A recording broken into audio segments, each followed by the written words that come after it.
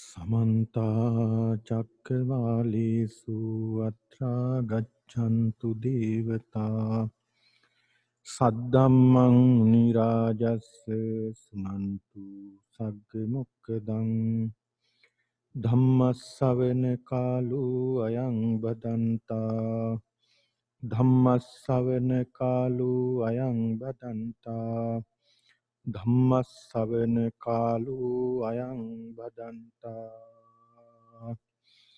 नमो तස්ස භගවතු අරහතු සම්මා සම්බුද්දස්ස නමෝ තස්ස භගවතු අරහතු සම්මා සම්බුද්දස්ස නමෝ තස්ස භගවතු අරහතු සම්මා සම්බුද්දස්ස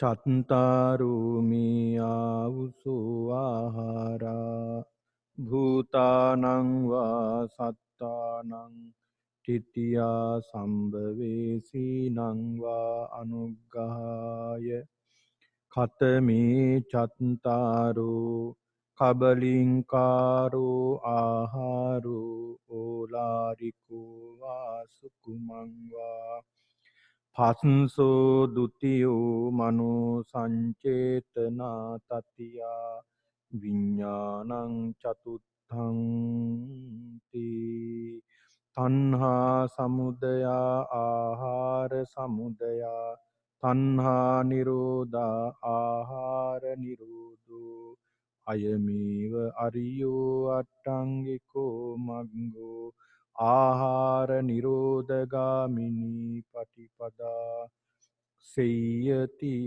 දං සම්මා දිට්ඨි සම්මා සංකප්පෝ සම්මා වාචා සම්මා කම්මන්තෝ සම්මා ආජීවෝ සම්මා වායාමෝ සම්මා සති සම්මා සමාධි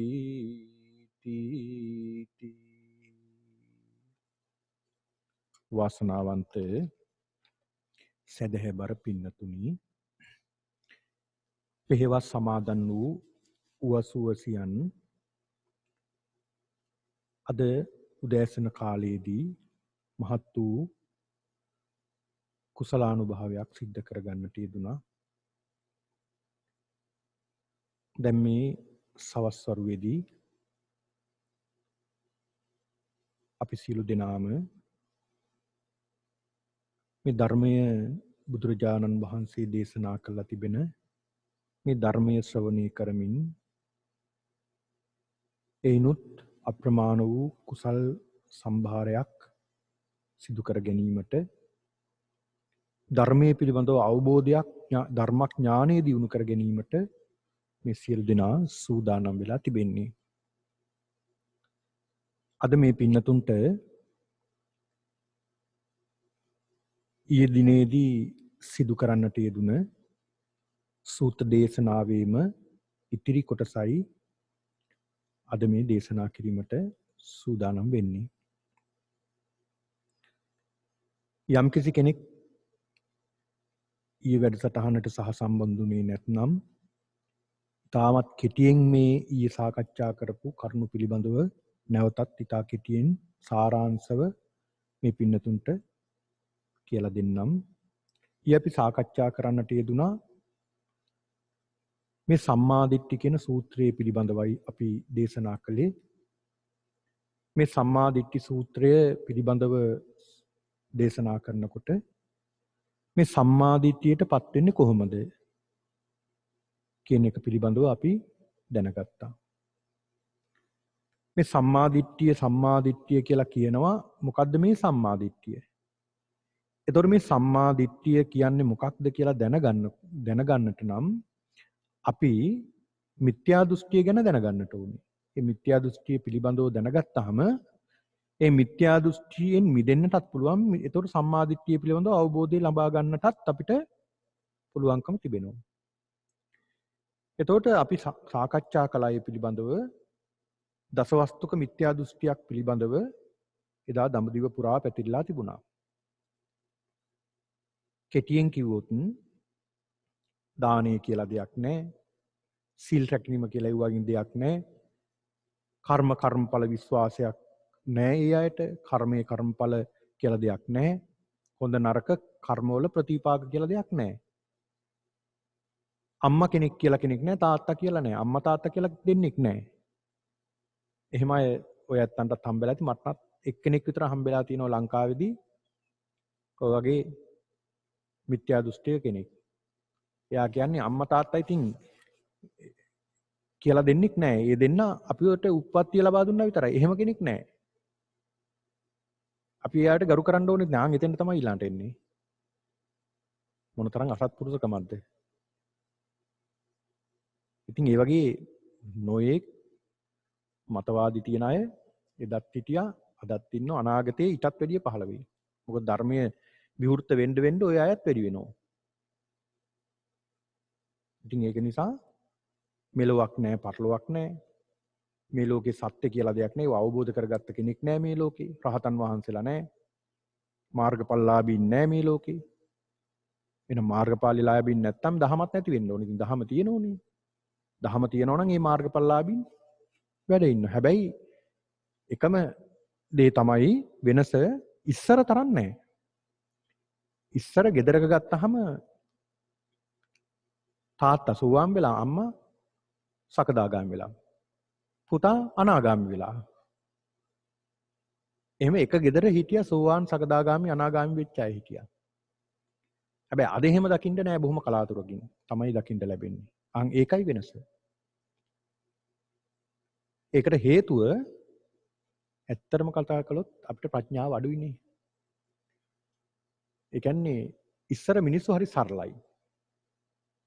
එයාට තිබුණ ඒකායන පරමාර්ථයේ තිබුණේ සත්‍ය අවබෝධ කර ගැනීම. ඒකනේ ගෙවල් වල සියලු දේ අතහැරලා වනවැදුනේ. වනයේකට ගියේ, තපසූර්තයට ගියේ, එහෙම නැත්නම් සත්‍ය සොයාගෙන ගියේ. එහෙම දෙන්නේ තමයි කෝලිතෝපතිස්ස කියලා කියන්නේ. එයාලට ඕන තරම් ධන දාන්න තිබුණා. එයාලට ඕනේ උනේ සත්‍ය මොකක්ද කියලා දැනගන්න. එදා කාලෙත් එහෙමයි හිටියා. සත්‍ය ගැන හිතනවා. පින්නතුනි හරිම වටින දෙයක් තමයි බොහෝ දෙනෙක් ඕක සිද්ධ කරන්නේ නැති දෙයක්.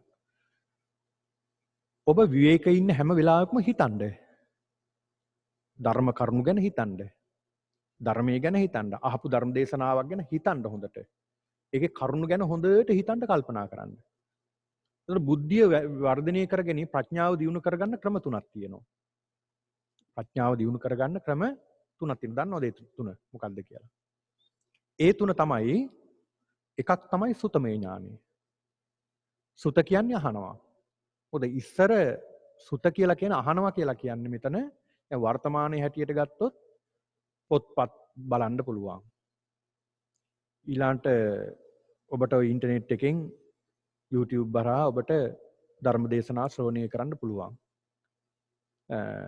ඉතින් මේ වගේ ශ්‍රව්‍ය දෘශ්‍ය මාධ්‍යයෙන් ඔබට දැනුම අත්පත් කරගන්නට පුළුවන්. ඒක එක ක්‍රමයක්.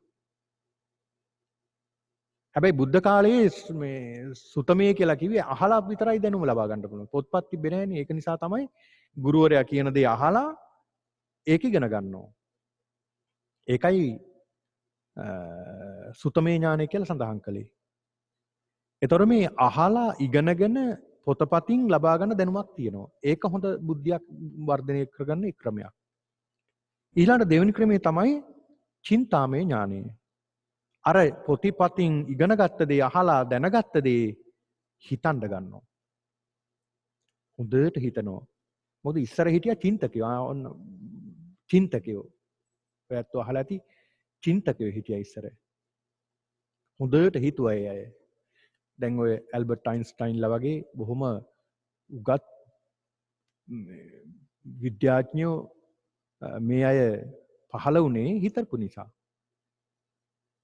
හොඳට හිතුවා ඒ දේ වෙච්ච දේ ගැන හිතන්න ගත්තා. හොඳට හිතුවා. හිතනකොට ඔන්න පහළ වුණා සත්‍ය. මොකද්ද මේකට හේතුව කියලා. අන්න ඒ වගේ ධර්මයේ ගැන නිතර හිතුව පිටසක් හිටියා. සත්‍ය මොකද්ද කියලා හිතන්න ගත්තා. ආත්මය මොකක්ද? ආත්මය කියලා එකක් තියෙනවා. ආත්මය කියන්නේ මොකක්ද? විශ්වය කියන්නේ මොකක්ද?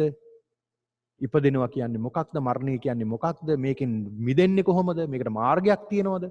ඉස්සර මිනිස්සුන්ට තිබේ ওই ප්‍රශ්න. දැන් අද අපිට තියෙන ප්‍රශ්න මොනවද? විවිධ ප්‍රශ්න. කෙනෙකුට තියෙනවා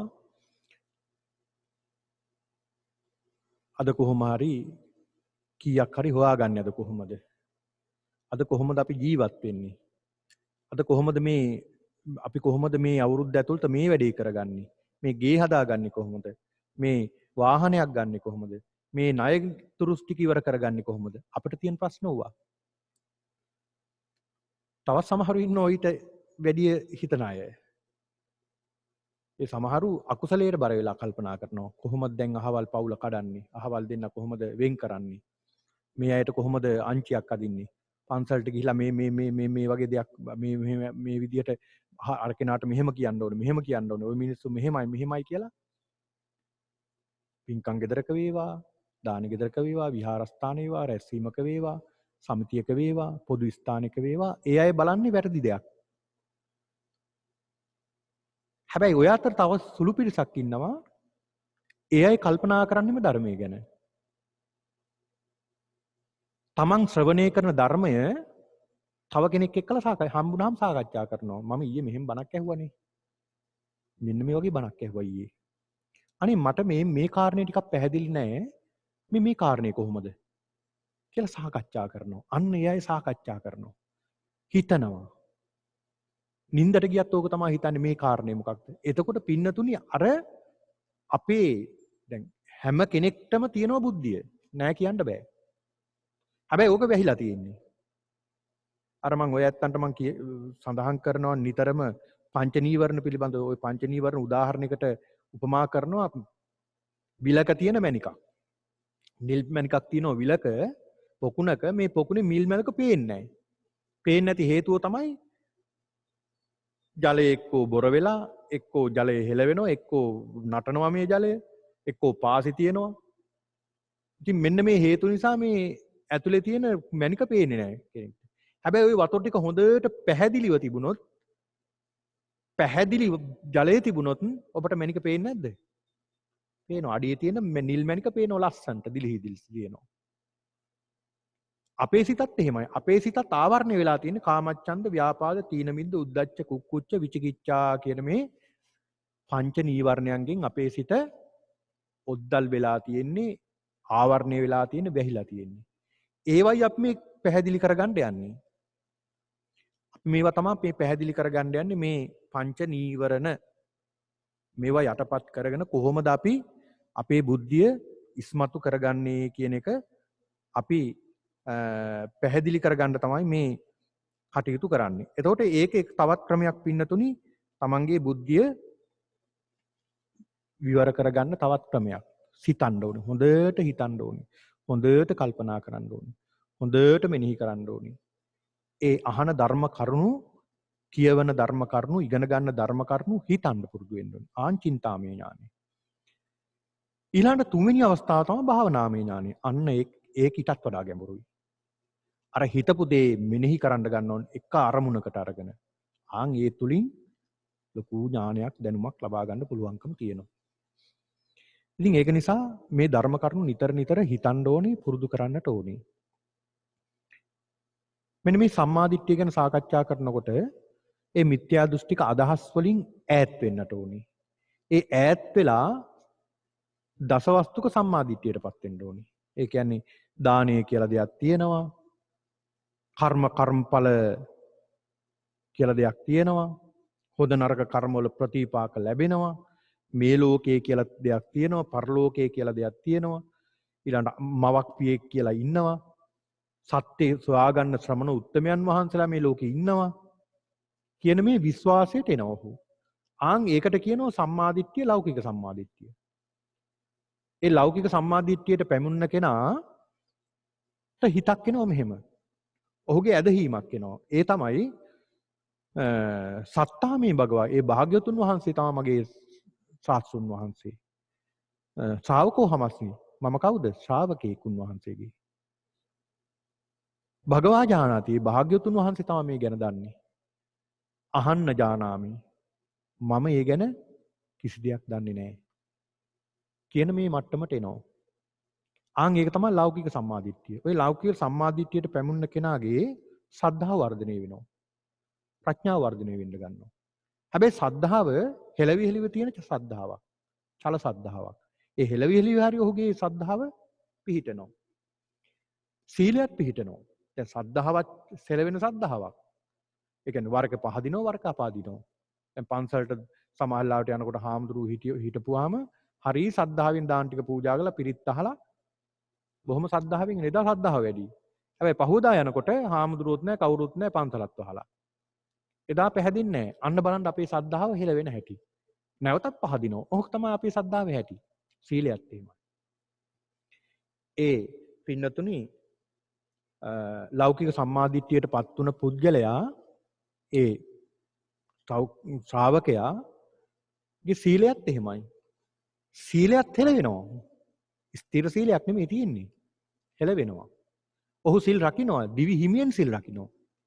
හැබැයි ඔහුගේ සීලය යම් යම් තැන් වලින් කැඩෙනවා. නැද්ද? යම් යම් තැන් වලින් යම් යම් අකුසල සිද්ධ වෙනවා. මොකද ප්‍රත්‍යඥ ගතිය නිසා. සමහර විට ප්‍රාණඝාත වෙන්න ඉඩ තියෙනවා. දිවි හිමියෙන් මේ ප්‍රාණඝාතයෙන් තොර වෙනවා. හැබැයි නොදැනුවත් සමහර විට මේ වගේ අකුසලයකුත් සිද්ධ වෙන්න බැරිද? පුළුවන්. බොරුවක් කියවෙනවා. ඊළඟට කාම මිත්‍යාචාරයේ හැසිරෙන්න හිතක් හරි පහළ වෙනවා. ඊළඟට බොරුවක් කියවෙනවා. මේ වගේ අකුසල සිද්ධ වෙනව නැතුව නෙමෙයි. හැබැයි කලාතුරකින් වගේ සිද්ධ වෙන්නේ. ඒ සිද්ධ වෙනකොටම අන්න බණ්ඩ ලෞකික සම්මාදිට්ඨියට පැමුණු පුද්ගලයාගේ ලක්ෂණය කොච්චර ලස්සනද කියලා. දැන් සාමාන්‍යයෙන් අඥානයා දුසිල්වතා කොහොමද? නිතරම මේ රාගයත් එක්කල්නේ ජීවත් වෙන්නේ. නිතරම ද්වේෂයත් එක්කලා, නිතරම මෝහයත් එක්කලා. නිතරම අකුසලයෙන් බර වෙලා. ඔහුගේ දවස පුරාම හිතන්නේ රාගය ගැන. දවස පුරාම හිතන්නේ ද්වේෂය ගැන. කාටද අදාංචියක් අදින්නේ කොහොමද කියලා බලන්න. දවස පුරාම මෝහී අදහස් තියෙන්නේ. දුසිල්වතාගේ. හැබැයි සිල්වත් පුද්ගලයා එහෙම නෙමෙයි. ඔහු මුළු දවස පුරාම හිතන්නේ තමන්ගේ සීලය ගැන. සීලය කැඩෙන්නේ නැතුව අපි ආරක්ෂා කරගන්නේ කොහොමද? හැබැයි ඔය අතර ඒ වගේ දේවලුත් සිද්ධ වෙනවා. එහෙම වෙනකොට මොකද කරන්නේ? දැන් ඔය ඇත්තෝ අතින් යම්කිසි දැන් සීල් ආරක්ෂා කරගෙන ඉන්නකොට මොනවා හරි අකුසලයක් වෙනවා. වෙනකොට මොකද කරන්නේ? ඔය ඇත්තෝ ඒ වෙලාවෙම අවබෝධ කරගන්නේ නැද්ද මේක අකුසලයක් කියලා? ඉතින් ඒක හොඳ ලක්ෂණයක් නෙවෙයිද? අකුසලයේ වෙනකොටම ඔය ඇත්තෝ අවබෝධ කරගන්නවා මේක අකුසලයක් මේක මට හානි කරයි කියලා. ඔය ඇත්තෝ මොකද කරන්නේ? ඒකෙන් වළකිනවා. එහෙම නැත්නම් නැවත ඒ වරද නොකරන්න අදිස්ථාන කරගන්න. ඊටත් වැඩිය අවබෝධකින් අවධානකින් ඉන්නවා. හරියට උදාහරණයක් කිව්වොත් නගරයක් මැද සෙනග මැද යම් කිසි කෙනෙක්ගේ වස්ත්‍රය කඩාන වැටෙනවා බිමට. ඇඳන් ඉන්න වස්ත්‍රය බිමට කඩාන වැටෙනවා. දැන් මේ පුජ්‍යලයා ඒ කඩාන වැටෙන වෙලාවම යනවද ඇඳ ගන්නත්? එහෙම නැත්නම් කවුරු හරි අන්දනකන් ඉන්නවද ඔහු? අර සෙනග මැද්දේ තමන්ගේ ශරීරයට දාගෙන තියෙන මේ වස්ත්‍රය ඇඳුම කඩාගෙන බිමට වැටෙනවා. ඒතකොට තමන් නිසවස්ත්‍රයි ඒ සෙනග මැද. මොකද කරන්නේ ඔය ඇත්තෝ? ඒ පුජ්‍යලයා කරන්නේ අර වැටෙනකොටම ඇඳ ගන්නවා. වැටෙන වේගය යන්නේ නැහැ ඇඳ ගන්න. අර වැටෙනකොටම එහෙමම සකස් ආන් ඒ වගේ කෙනෙක් වෙනවා. කැඩෙනකොටම හදා ගන්නවා ඌ. ඔන්න බලන්න මොන තරම් වටිනවද? ඒක නිසා මේ ලෞකික සම්මාදිට්ඨියට පත් වුණ කෙනාගේ ශ්‍රද්ධාව වර්ධනය වෙනවා. පංචසේක බල ගැන අපි සාකච්ඡා කළා. පංචසේක බල වර්ධනය වෙනවා. ඒ කෙනා එතනින් යොමු වෙනවා අරියානන් දස්සාවි. ආර්යයන් වහන්සේලා දකින කෙනෙක් වෙනවා. අරිය ධම්මස්ස කෝවිදෝ. ආර්ය ධර්මයේ බොහොම දක්ෂ කෙනෙක් වෙනවා. අරිය ධම්මේ සුවිනුයිතෝ. ආර්ය ධර්මයේ බොහොම විනීත කෙනෙක් වෙන. ඒ කියන්නේ මොකක්ද? ඒ බුදුරජාණන් වහන්සේගේ මේ ධර්මයේ දකින කෙනෙක් වෙනවා. ධර්මයේ හැසිරෙන කෙනෙක් වෙනවා. ධර්මය දියුණු කරන ප්‍රගුණ කරන කෙනෙක් වෙනවා. ඒක නා නිතරම බණ අහනවා. නිතරම පුරුදු වෙනවා භාවනා කරන්න. කොයි ලෝකෙ හිටියත් සිල් ගන්නවා කොහේ හරි ගිහිල්ලා. පන්සලක් ළඟ පාත් තිබ්බොත් තමන්ගේ විහාරස්ථානයට හෝ වේවා අනිවාර්යයෙන්ම ගිහිල්ලා සිල් සමාදන් වෙනවා. දැන් සිල් ගන්න වයසට යනකම් ඉන්න ඕනේ නැහැ නේ. තරුණ කාලේ හරිනම් වයසට යනකොට සිල් ගන්න අවශ්‍ය නැහැ. මොකද ඉන්ද්‍රියන් සම්වර වෙලානේ. බොහෝ දුරට ඒ අයගේ සම්වර නැත්තේ මොන කාලේද? තරුණ කාලේ. ආන් ඒ කාලේ පුරුදු වෙන්න ඕනේ තරුණ අය සිල් සමාදන් වෙන්න. ඒක ඉතාමත් වටිනවා. ඉතින් ඒක නිසා මෙන්න මේ කියන ධර්මය ඔහු නිතර නධර්මයේ හැසිරෙනවා. බැරි වෙලාවත් ඔහම සිල් අරගෙන එක දවසක් එක පොයකට පන්සල් යන්න බැරි වුණොත් සිල් සමාදන් වෙන්න ඔහු මොකක්ද හිතන්නේ? ඔහුට හිතට එන්නේ. ඒ දවස පුරාම ඔහුට හිතෙන්නේ මොකක්ද? අනේ මට සිල් ගන්න බැරුව ගියානේ අද. මම අද හිටියනම් සිල් ගන්න ඕනේ. ඔහුගේ හිත කොහෙද තියෙන්නේ? පන්සලේ. හිත තියෙන්නේ කොතනද? සීලේ තියෙන්නේ. ඉතින් ওই වෙලාවක මරණයට පත් වුණා ඒ පුද්ගලයා. මොකක් වෙයිද? මම කියන්න ඕනේ නැහැ ඔය ඇත්ත දන්නවා. කාලස්ස බේදා පරම්මරණ සග්ගං ලෝකං උපජ්ජති. යහපත් තැනකමයි ඉපදෙනවා. ආයි දෙකක් නැහැ. හැමදාම බණ අහනවා ඒ කෙනා. ධර්ම දේශනා මාලාවක් තිබ්බොත් ඒ ධර්මය දේශනාව අහනවම තමයි. දැන් අපි හිතමු සිකුරාදා මේ භාවනා වැඩසටහන හෝ වේවා ධර්ම දේශනාව වේවා හැමදාම අහගෙන යනවා. ඒ ධර්ම දේශනාව එක දවසක අහගන්න බැරුව ගියොත් එහෙම නැත්නම් එදාට වැඩ වැටුනොත් Tamanට රාජකාරියට යන්න වුණොත් එහෙම නැත්නම් වෙන වැඩක් යෙදුනොත් එහෙම නැත්නම් නෑ දැව පිරිසක් ආවොත් ඔය ඇත්තු ණයදායත් එක්කලා කතා කරගෙන ඉන්නවා නැත්නම් වැඩ කරන ගමන් මොකද කරන්නේ හිතනවා මොකක් ගැනද හිතන්නේ අනේ මට අද බණ ටික අහගන්න නෑනේ අනේ මට අර මේ ධර්ම දේශනා මාලාවේ බණ ටික අහගන්න අද බැරුව ගියානේ අද මේ බලන්නකො වෙච්ච දේ කියලා දැන් මොකද්ද හිත කතා කෙරුවත් වැඩ කළත් හිත අතන ධර්මයේ කෙරෙහි. ඉතින් අයහපත්ද යහපත්ද? යහපත් ඒක. කුසලයක් මෙනෙහි කරලා තියෙන්නේ. හැමදාම භාවනා කරන කෙනාට භාවනාව කරගන්න ලැබෙන්නේ නැහැ. තමන් කරන වෙලාවට. තමන් කරන දවසට. මොකද්ද හිතෙන්නේ? අනේ මට මේ දේ කරගන්න බැරි වුණානේ. අද මේක දේ කරගන්න බැරි වුණා කියලා අන්න මෙනෙහි වෙනවා ඒ භාවනාව පිළිබඳව. බලන්න ඔහුගේ සිතවිලි පවා මේ කියන යහපත් සිතවිලි ජනිත වෙලා තියෙනවා. ඒ කෙනාට කොහෙ ගියත් දැන් අපි සඳහන් කළානේ වනාන්තරයකට ගියත් නිසංසල තැනකට ගියත් ඔහුට හිතෙනවා මේක නම් හරි ෂෝක් භාවනා කරන්න තැන. හරි හොඳ තැනක් නෙමෙයි මෙතන හරි නිහඬයි භාවනා කරන්න. නිකන් හිටියත් භාවනාව වැඩෙනවා. ඒ තරම් ෂෝක් තැනක්. එහෙම හිතෙන්නේ නැද්ද? තැනකට ගියාම නිසංසල. හැබැයි කෙලෙස් සහිත පුද්ගලයාට දුස්සීල පුද්ගලයා වගේ තැනකට ගියොත් ඔහුට බය හිතෙනවා කියනවා. ඉතින් ඒක නිසා මේ ලෞකික සම්මාදිට්ඨියේ පිහිටන කෙනා ඊළඟ ලෝකෝත්තර සම්මාදිට්ඨියට පැමිණෙනවා.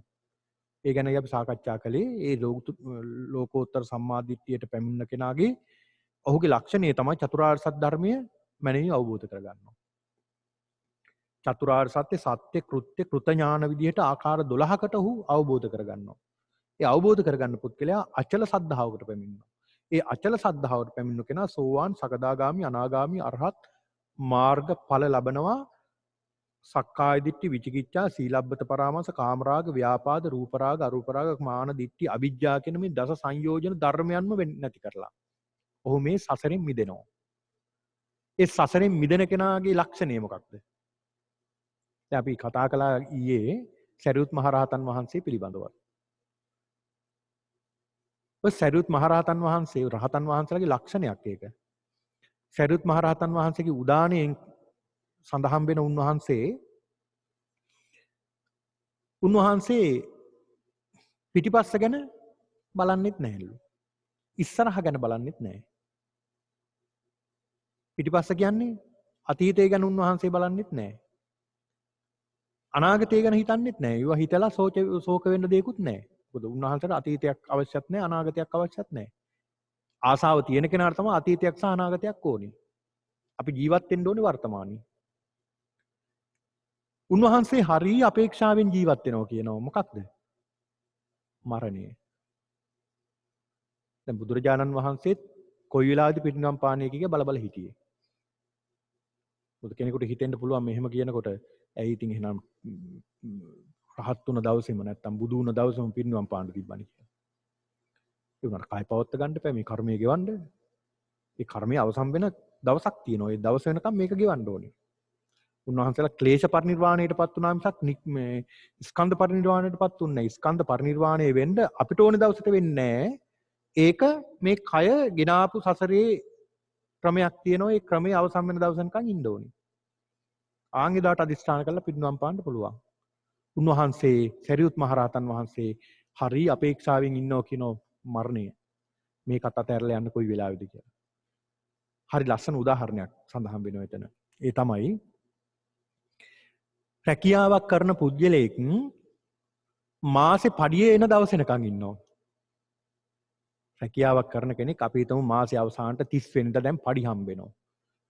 දැන් 30 වෙනිදා පඩි ගත්ත කෙනා ආයේ ඊළඟ මාසේ පළවෙනිදා ඉඳලා කල්පනා කරන්නේ 30 වෙනිදා කවද්ද දෙන්නේ. 30 වෙනිදා කවද්ද දෙන්නේ. 30 වෙනිදා කවද්ද දෙන්නේ. මේ ණය ටික ගෙවන්න මේ වැඩ ටික කරගන්න මේවා කරගන්න. ඒක අපේක්ෂාවෙන්මයි වැඩට යන්නේ. ඒක අපේක්ෂාවෙන්මයි මේ 30 වෙනිදා වෙනකන් ඉන්නේ. ආන් ඒ වගේ තමයි උන්වහන්සේත් මරණය අපේක්ෂාවෙන් කවද්ද මේ කෙලඹෙන්නේ කවද්ද මේ මරණය ලැබෙන්නේ කියලා බොහෝම කැමැත්තෙන් උන්වහන්සේලා වාසය කරන්නේ. හැබැයි කලකිරීමෙන් නෙමෙයි සතුටින්. උන්වහන්සේලා වාසය කරන්නේ බොහෝම සතුටින්.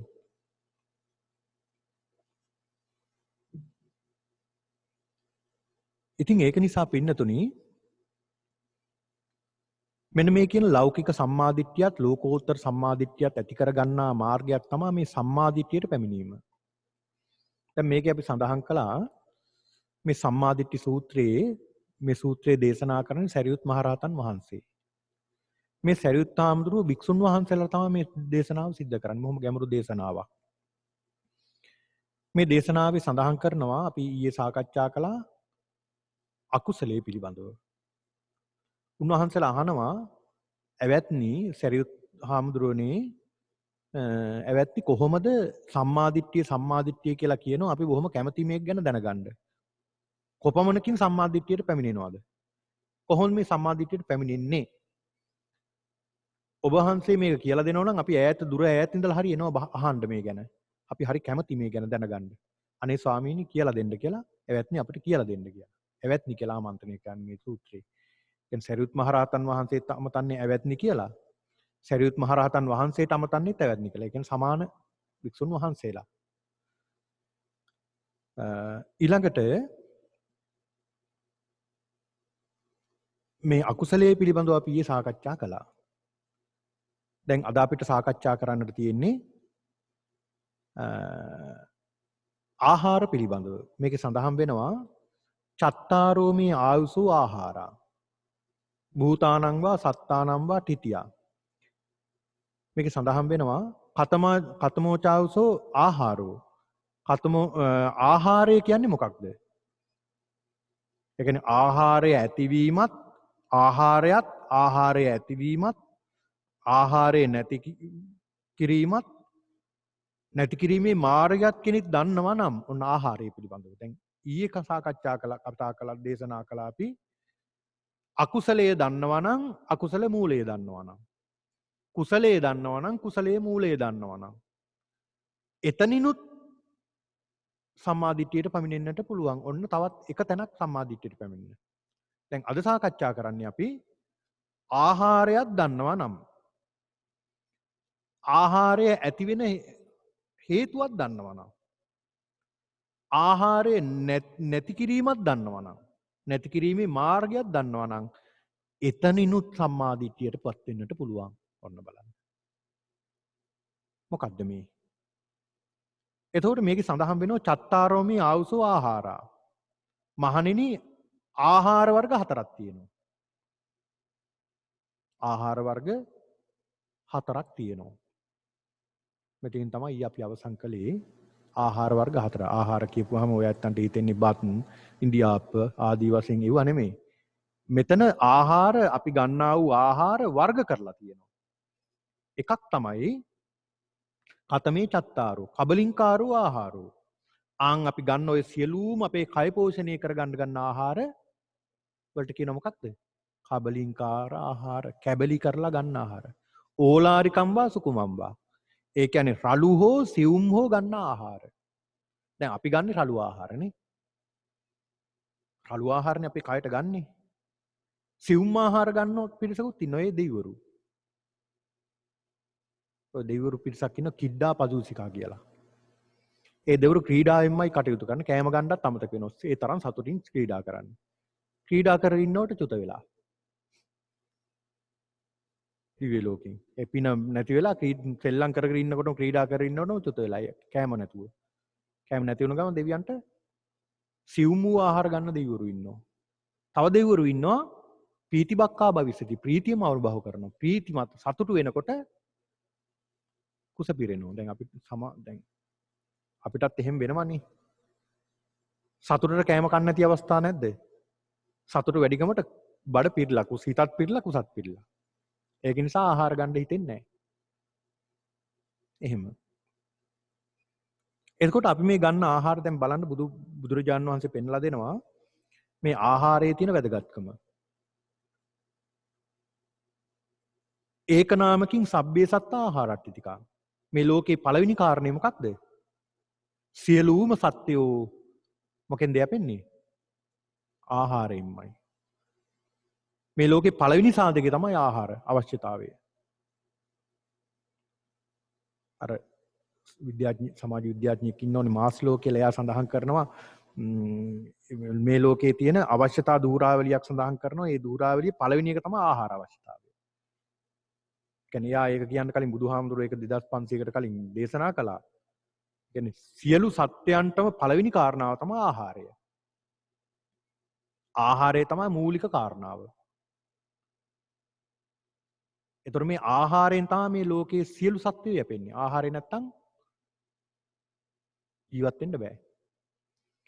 එතකොට පින්නතුනි බුදුරජාණන් වහන්සේ පෙන්ලා දෙනවා භික්ෂුන් වහන්සේලාට කොහොමද මේ ආහාර ගත යුත්තේ? කොහොමද මේ අපි ආහාර ගන්න ඕනේ කියලා. පින්නතුනි ආහාර ගන්න බුදුරජාණන් වහන්සේ ප්‍රත්‍යවේක්ෂා කරන්න කියලා දේශනා කළා තියෙනවා. පටිසංකා යෝනිසෝ පිණ්ඩපාතම් පටිසේවාමි. මම මේ හොඳ සිහියෙන් යුක්තව මේ පිණ්ඩපාතය මම පිළිගන්නේ. නේවදවාය නමදාය. මදය වර්ධනය වෙන්නවත්, කය වර්ධනය කරගන්නවත්, කය පෝෂණය වර්ධනය කරගන්නවත්, නමණ්ඩනාය න විභූෂනාය. යාවදේ විමස්සකායස තිතියා යාපනාය විහිංසූපරතියා බ්‍රහ්මචර්යානුග්‍රහය. ඉති පුරාණංච වේදනං. මම මේ ආහාර ගන්නේ මගේ කය පෝෂණය කරගන්න, මගේ කය ශක්තිමත් කරගන්න, හයිය වැඩි කරගන්න නෙමෙයි මම මේ ආහාර ගන්නේ. ඉති පුරාණංච වේදනං. මේ බ්‍රහ්මචර්යානුග්‍රහය කියන්නේ මේ බ්‍රහ්මචර්යාව පවත්වාගෙන යන්න ශක්තියක් කරගන්නයි මේ ශරීරයට මේ ආහාර ටික ගන්න. ඉති පුරාණංච වේදනං. පැරණි වේදනා නැති කරගන්න. මොකද මේ පැරණි වේදනා? මොකද මේ ඉති පුරාණංච වේදනං පටිහංකාමි. පැරණි වේදනා. මොනවද මේ පැරණි වේදනා? දැන් ඔයත් කෑම කන්නේ මොකටද? ඔයත් කෑම කන්නේ හේතුව මොකද්ද කෑම කන? හොඳට කල් දැන් අද දානේ වළඳුවා. අද දානේ වළඳන්න හේතුව මොකද්ද? ඒ වෙලාව වෙනකොට බඩගිනි ආවා. ගිනි අන්න ගින්න. ගින්න මොකක්ද එතකොට? දිගච්ඡා පරමාරෝගා. කුස ගින්න තරම් ගින්දරක් මේ ලෝකෙ වෙන නැහැ. එතකොට කලින් තිබ්බ ගින්න දැන් නැහැනේ. ඉති පුරාණංච වේදනං. ඒ කියන්නේ පුරාණ වේදනා නැති කරන්න. නවංච වේදනන්න උපාදිස්සාම. දැන් තියෙන වේදනාව නැති කරලා දාන්න.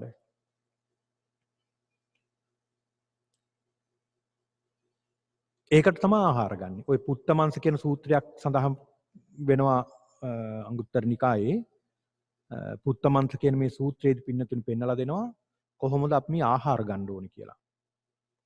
එක උදාහරණයක් බුදුහාමුදුරු පෙන්ලා දෙනවා. හරි ලස්සන සූත්‍රයක් මේක. අපි ආහාර ගත යුත්තේ කොහොමද කියලා. ඒක සඳහන් වෙනවා. එක අම්මා කෙනෙකුයි තාත්තා කෙනෙකුයි පුතත් එක්කලා පුංචි පුතෙක් ඉන්නවා. හරි එකම හුරතල් දරුවා. පුදුම ආදරයක් මේ අම්මා තාත්තා මේ දරුවට. හරිම සෙනෙහසයි, හරිම ආදරේ. එකම දරුවා. අනේ මේ ප්‍රදේශයේ හරි කටුකයි ජීවත් වෙන්න බෑ. හරි දුෂ්කරයි. අනේ මේ දෙමව්පියෝ කල්පනා කරනවා මේ ගමේ නම් අපිට ඉන්න බෑ. අහවල් පැත්තේ තියෙනවා අපේ ඥාතිවරයෙක් ඉන්නවා. ඒ පැත්ත නම් හරීම හොඳයි. බොහොම සස්්‍රිකයි. අපි මේ දුකෙන් මිදෙන්න කොහොම හරි මේ පැත්තට යමු කියලා කල්පනා කරලා යන්න තියෙන කාන්තාරයක් මැද්දේ. කාන්තාරයක් මැද්දෙන් තමයි යන්න තියෙන්නේ. අවශ්‍ය බඩු මුට්ටු අරගෙන දැන් ගමන ආරම්භ කළා. සෑහෙන දුරක් ගියා දැන් මේ කාන්තාරේ. දැන් ගෙනාපු කෑම ටිකක් ඉවරයි, වතුරත් ඉවරයි. සතියක් දෙකක් ගත වුණා. තාම ගමන නිමක් නැහැ. දැන් කණ්ඩ දෙයක්, බොණ්ඩ දෙයක් කිසි දෙයක් නැහැ. මේ අම්මා තාත්තා කල්පනා කරනවා, සාකච්ඡා කරනවා අනේ අපි මොකද කරන්නේ දැන්? අපි මොකක්ද දැන් මේකට කරන්නේ? දැන් අපි තුන් දෙනාම දැන් මේ කාන්තාරේ මැරෙනවා. තව සෑහෙන දුරක් තියෙනවා. තව දින ගණනාවක් මේ ගමන යන්න තියෙනවා. ඒක නිසා අපි තුන් දෙනාම දැන් මේ කාන්තාරයෙන් මැරෙනවා. ඒක නිසා අපි මෙහෙම කරමු. අපිට ඉතින් දරුවෙක් කොහෙන් හරි අපිට හදාගන්න පුළුවන් ගිහිල්ලා. ඒක නිසා මේක මේ උදාහරණයක් පින්නතුනි. අපි මේ දරුවා මරමු කොහොම හරි.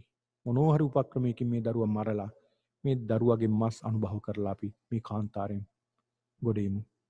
කාන්තාරයෙන් බේරලා යමු. පස්සේ ගිහිල්ලා අපි දරුවෙක් කවදාගමු.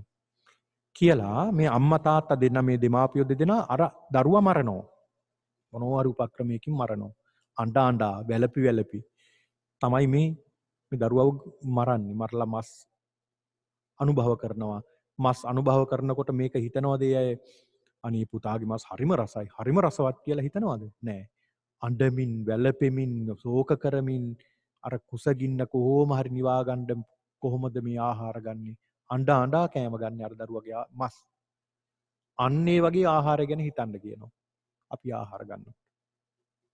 එතකොට මේ ආහාර ගන්නකොට පින්නතුනි මම මේ සඳහන් කළේ මේ පළවෙනි කාරණේ ගැන කබලිකාර ආහාර අපි මේ ගන්න කය පෝෂණය කරගන්න ආහාර. ඒක ආහාර වර්ගයක්. ඒ ආහාර ගන්නකොට ඔබ නිතරම පුරුදු වෙන්න කෑම කාලා බත් පිඬු 4ක් 5කට කුසේ ඉඩ තියලා ආහාර ගැනීම නවත්තන්න. කයට ලොකු පහසුවක් ගන්න. බුදුහාමුදුරු පෙන්ලා දුන්නේ මේ ක්‍රමය. අපි සෞඛ්‍යමත් වෙනවා. ආහාර ගත්තාම එහෙම. මේ ආහාර රටාව එක්කලා පින්නතුනි ලොකු ඉගැන්වීම් රසක් තියෙන ඔය යම් ඉගැන්වීම් වල එක තැනක සඳහන් වෙනවා ඔය ශ්ලෝකයක් තියෙනවා භුක්ත්වා නිසීදනං ස්තෞල්‍යං ආහාර අරගෙන නිදාගත්තොත් තරබාරු වෙනවා තිෂ්ඨතෝ බලවර්ධනං එක තැනක හිටියොත් බලය වර්ධනය වෙනවා ආයුම් චංකමනෝ තිෂ්ඨේත් ආහාර අරගෙන ඇවිද්දොත් ආයුෂ වැඩි වෙනවා භුක්ත්වා ධාවති දාවතා ආහාර අරගෙන දිව්වොත් මරණයටපත් වෙනවා ඒක නිසා මේ ආහාරය ගැන අපි හොඳ සැලකිල්ලෙන් හොඳ සිහියෙන් ආහාරය ගන්න ඕනේ. ඒ වගේම තමයි ඔය ආහාර වේලක පින්නතුනි දැන් අපි මේ බෞද්ධයෝ නිසා දන්නවා ඇති. කවුද හිතන්නේ මේ ආහාර වේලක අනාගාමී වෙන්න පුළුවන් කියලා ආහාර වේලකින්? ආහාර වේලක් තුල තියෙන අනාගාමී වෙන්න පුළුවන් ක්‍රමයක්. ඒ තමයි හොඳ සිහියෙන් මේ ආහාර ගැනීම. හොඳ සිහියෙන් ආහාර අනුභව කිරීම. ආහාර ටික අනනකොට ආහාර මුකේට ඇතුල් කරනකොට ආහාර හපනකොට හැබැයි ගිලින තැන ඉඳලා ඒක හිතන්න අවශ්‍ය නැහැ මොකද ඒක ස්වභාවික ක්‍රියාවලියක් නිසා අර තමන් ක්‍රියාත්මක කරන හැම ක්‍රියාවක් ගැන මේ ආහාරය ගැන මෙනෙහි කරමින් කටයුතු කරන්න මේක පිළිකුල් සංඥාවෙන් ආහාරයේ පටික්කුල සංඥාව කියන්නේ ඒකයි ඔය 15 චරණ ධර්ම තුල තියෙනවා බුදුරජාණන් වහන්සේ ආහාර පටික්කුල සංඥා. ආහාරයේ පිළිකුල් සංඥාවෙන් ආහාර ගන්න ඕනේ. මේක පිළිකුලක් කියලා. මේක පඨවි ආපෝ තේජෝ වායෝ කියන මේ වගේ හැදුන ධාතු කොටසක් කියලා. ඒ සංඥාවෙන් කටයුතු කළොත් ලොකු අවබෝධයක් ලබා ගන්න පුළුවන්කම තිබෙනවා. ඉතින් ඒක නිසා මේ පළවෙනි කාරණාව තමයි මේ ගන්න කබලින්කාර ආහාර. කැබලි කරලා ගන්න ආහාර. ඒ පළවෙනි ආහාර වර්ගය අපි. දැන් මම සඳහන් කළනේ ආහාර වර්ග 4ක් තියෙනවා කියලා. ඔය ආහාර වර්ග දැනගන්න ඕනි ඉස්සරලා. දැනගත්තොත් පළවෙනි කාරණේ තමයි ආහාරං ජානාති. සම්මා දිට්ඨියටපත් වෙන එක ක්‍රමයක් තමයි මේ ආහාරය දැනගන්න. දැන් අපි දැනගත්ත ආහාර ඒක ආහාර ගැන. එක ආහාර වර්ගයක් ගැන දැනගත්තා. ඊළඟට දෙවෙනි ආහාරය තමයි ဒုတိ යෝ පස්සෝ ස්පර්ශ ආහාරය. පස්සෝ ဒုတိ ය කියන්නේ දෙවෙනි එක තමයි ස්පර්ශ ආහාරය. එතකොට අපි ගන්නා වූ කැබලි කොට ගන්නා ආහාර වලට අමතරව තවත් ආහාරයක් අපි ගන්නවා. ඒ තමයි ස්පර්ශ ආහාර. මොනවද මේ ස්පර්ශ ආහාර? ඇහෙන් ගන්නෝ ස්පර්ශයක්. ඇහෙන් මොනවද ගන්න ස්පර්ශය? වර්ණ රූප. එතකොට මේ ඇහැ ජීවත් කරන්නේ මොකක්ද? රූප. එතකොට ජීවත් කරනවා කියන්නේ කෙලෙස් හදනවා කියන එකනේ. කෙලෙස් හදන්නේ කවුද මේ? ආහාර. කෙලෙස් වර්ධනය කරන්නේ ආහාර. ඇහෙන් රූප දකින්න ස්පර්ශ වෙනවා. ස්පර්ශ වුණොත් තමයි ඒක ආහාරයක් වෙන්නේ. ඇහෙන් රූප දැකලා ස්පර්ශ කරගෙන මොන තරම් කැමැත්තක් ඒ රූපයට අපි ඇති කරගන්නවද ස්පර්ශය නිසා. ඒ ස්පර්ශයට හරි කැමති වෙනවා. ඒ ස්පර්ශයට හරි කැමති වෙනවා. ඔය සමහරු තමන් ප්‍රියමනාප රූපය දකින්න මොන්න තරම් දුර යනවද? මේ මහ දවල් දාඩිය දාගෙන ඉතින් අර රූපය බලලා ආපහු වෙන්න යනවා ස්පර්ශය ලබා ගන්න. ඇහෙන් ස්පර්ශ ආහාරයක් ලබා ගන්න මොන තරම් ජීවිතේ දුක් විඳිනවද? ඊට පස්සේ ඒක තමන් අත්පත් කරගත්තා කියමුකෝ. ඊට පස්සේ ලැබෙන දුක මොන තරම්ද? ඔය ගැන හොඳට අවබෝධ කරගන්න ඕනේ. මම මේ ඇහෙන් ස්පර්ශයක් ලබා ගත්තොත් මේ ස්පර්ශය හොඳ දෙයක්ද නරක දෙයක්ද? මේ හොඳ දෙයක් නම් ඒක මට යහපතක් වෙනවා, අයහපත් දෙයක් නම් මට අයහපතක් වෙනවා. මේ ආහාරය නිසා මම මොන්න තරම් මේ සසරේ අතරමං වෙන්නට ඇද්ද? දැනුත් මේ සසරේ අතරමං වෙනවද කියලා ඔබ හිතන්න ඕනේ. මේ ඇහෙන් රැවටිලා මිනිස්සු මොන තරම් රැවටෙනවද? නේ? දැන් මම ඇහුවා කතාවක් ඔය බන්ධනාගාරේ තමන්ගේ ඒ දෙන්න යාළු වෙලා තමයි කසාද බැඳලා තියෙන්නේ. මේ රූපේ දැකලා ඒකට බොහොම ආසා හිතිලා මේ රූපේ කෙරෙහි වශී වෙලා තමයි මේ පුජ්‍යලයා ඇයට කැමති වෙලා තියෙන්නේ. ඉතින් හැමදාම යනවලු මේ රූපේ බලන්න, ඇයව බලන්න. ඒක නොදකින්න බෑ අන්තිමට. අවසානට කසාද බඳිනවා. අවුරුදු ගාණක් පවුල් කනවා. පුංචි වරදක් නිසා මේ බිරිඳට ගහනවා අල්ලගෙන බිරිඳ මැරෙනවා. අර පුජ්‍යලයා හිරේ. ඔන්න බලන්න. රූපේ නිසා.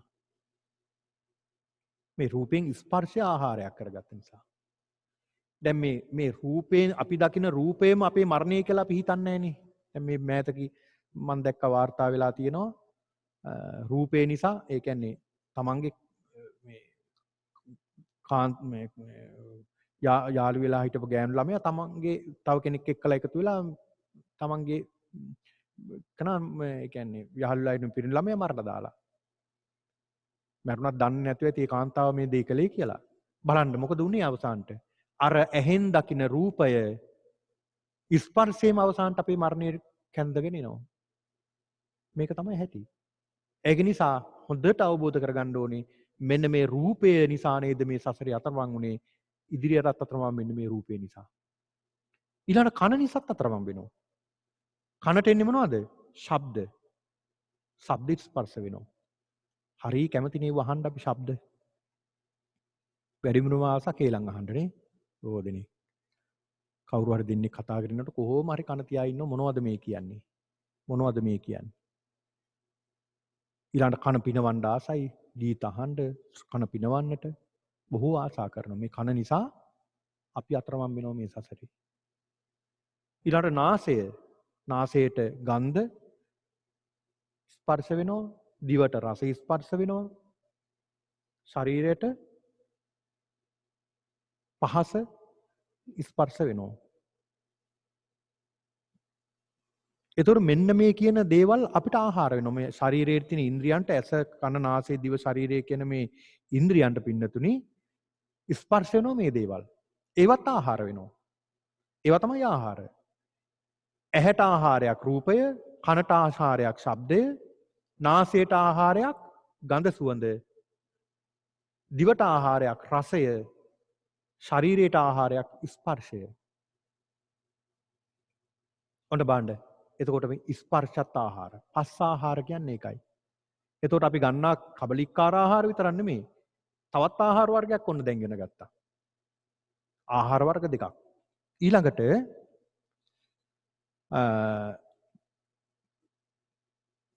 මනෝ සංචේතන තතියා.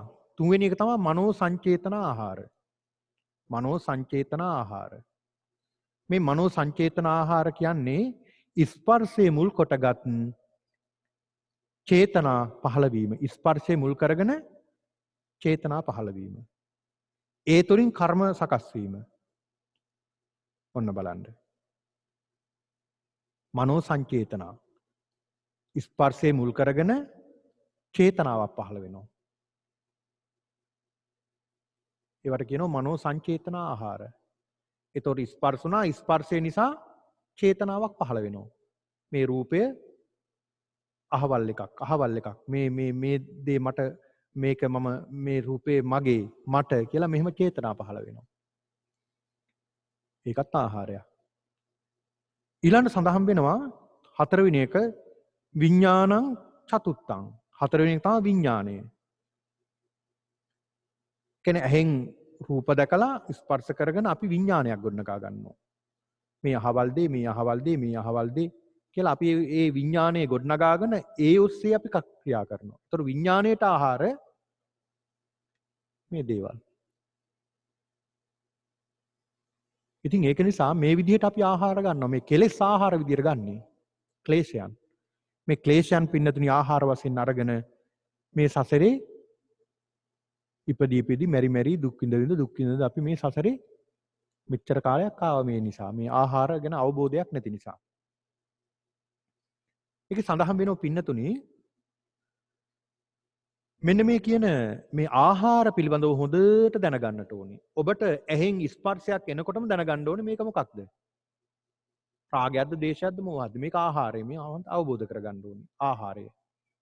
ඊළඟට මනෝ සංචේතන ආහාර, විඥාන ආහාර මේ සියල්ල ගැන හොඳ අවබෝධයකින් ඔබ හසු වෙන්නට ඕනේ. හොඳ අවබෝධයකින් ඉන්නකොට ඔබ ටික කාලයක් යනකොට තේරෙනවා මේ ඇහෙන් රූපයක් දකින්නකොටම සිතිවිල්ලක් එනකොටම මේ කොහෙන්ද ආවේ මොකක්ද ආවේ මේක මොකද්ද රාගයක්ද දේශයක්ද මෝහයක්ද මොකක්ද කියලා ඔබට අඳුර ගන්න පුළුවන් වෙනවා. අන්න එතකොට රූපේ දැන මේ ආහාරං ජානාති. ඊළඟට ආහාර සමුදයං ජානාති. එතකොට පින්නතුනි මේ ආහාරය ඇති වෙන්නේ මොකක්ද හේතුව? ආහාරය ආහාරම් ච පජානාති ආහාර සමුදයං ච පජානාති. එතකොට මේ ආහාරය ඇති වෙන්නට හේතුව මොකක්ද? ආහාරය මේවට මේ ආහාර වලට අපිට මනාපය ඇති වෙන්න හේතුව මොකක්ද? එකම හේතුව තමයි තෘෂ්ණාව. තණ්හාවක් නිසානේ. දැන් අපි ආහාර ගන්න මොකක් නිසාද? තෘෂ්ණාවක්. තෘෂ්ණාවක් නිසානේ. අර දේත් ගන්නවා මේ දේත් ගන්නවා අපි කොහේ හරි ගියොත් අපි දැක්කොත් මේ ආහාර වර්ගය අපිට ඒක ඕනේ. ඒ කියන්නේ ආහාර පිළිබඳ තෘෂ්ණාවක්. ඒ කියන්නේ රස තෘෂ්ණාව. කබලිකාර ආහාර. ඊළාට මේ ඇහැ ඇරියොත් අපිට දකින්න කැමති ලස්සන රූප. කනින් අහන්න කැමති හොඳ ශබ්ද. නාසය දිව ශරීරය මේවා පිනවන්නයි අපි කැමති. අන්න බලන්න ඒ වගෙන් එන්නේ ආහාරමයි. හේතුව එන්නේ ආහාර වශයෙන් මොනවද? මායя එන්නේ තෘෂ්ණාව අරගෙන. මනෝ සංචේතන ආහාර ඒත් එහෙමයි. ඒත් ආහාරයක්. එන්නේ තෘෂ්ණාව මේ ආහාර වශයෙන්. විඥාන ආහාර විඥානයේ වශයෙන් හැදෙන්නේ මොනවද? තෘෂ්ණාව තමයි මේ මෝර එන්නේ. වැඩි වෙවි. ඔන්න එතකොට ආහාරය මොකක්ද දැනගත්තා? ආහාරම් පජාංච පජානාති ආහාර සමුදයංච පජානාති ආහාර නිරෝධංච පජානාති. අන්න තුන්වෙනි කාරණාව තමයි ආහාරය නැති කිරීමත් දැනගන්න ඕනේ. කොහොමද නැති කරන්නේ? මේ ආහාරය කියන්නේ මේ ආහාරයට තියෙන තෘෂ්ණාව නැති කිරීමෙන් ආහාර නැති කරන්න පුළුවන් නේ. දැන් ආහාරය ඇති වෙන්නේ තෘෂ්ණාවෙන් නම් ආහාර නැති වෙන්නේ කොහොමද? තෘෂ්ණාව නැති කිරීමෙන් ආහාරය නැති වෙනවා. තෘෂ්ණාව නැති කිරීමෙන් ඒ ආහාරය නැති කරන්න පුළුවන්. එතකොට තෘෂ්ණාව නිසා ආහාරය ඇති වෙනවා. ඒ තෘෂ්ණාවෙන් නැති කිරීමෙන් ආහාරය නැති කරන්න පුළුවන්. එතකොට ඒකට වැඩි පිළිලුකුත් තියෙන්න බෑ. ආහාර නිරෝධ ගාමිනී පටිපදංච පජානාති. ආහාර නැති කිරීමේ ක්‍රමයක් දැනගන්න ඕනේ. මොකක්ද? අරිය අට්ටංගිකෝ මග්ගෝ. සම්මා දිට්ඨි. නිවැරදිව දකින්න ඕනේ මේ ගැන. ඔන්න බලන්න ආහාරය ගැන හොඳ අවබෝධයෙන් දකින්න ඕනේ. මේක ලෝභයක්ද, ද්වේෂයක්ද, මෝහයක්ද? මේකෙන් මොකක්ද වෙන්නේ මට මේකෙන්? මේකෙන් මේ සිතවිල්ල මොකක්ද කියලා හොඳට අවබෝධයෙන් ඉන්න ඕනේ. සම්මා දිට්ඨි. ඊළඟ සම්මා සංකප්ප.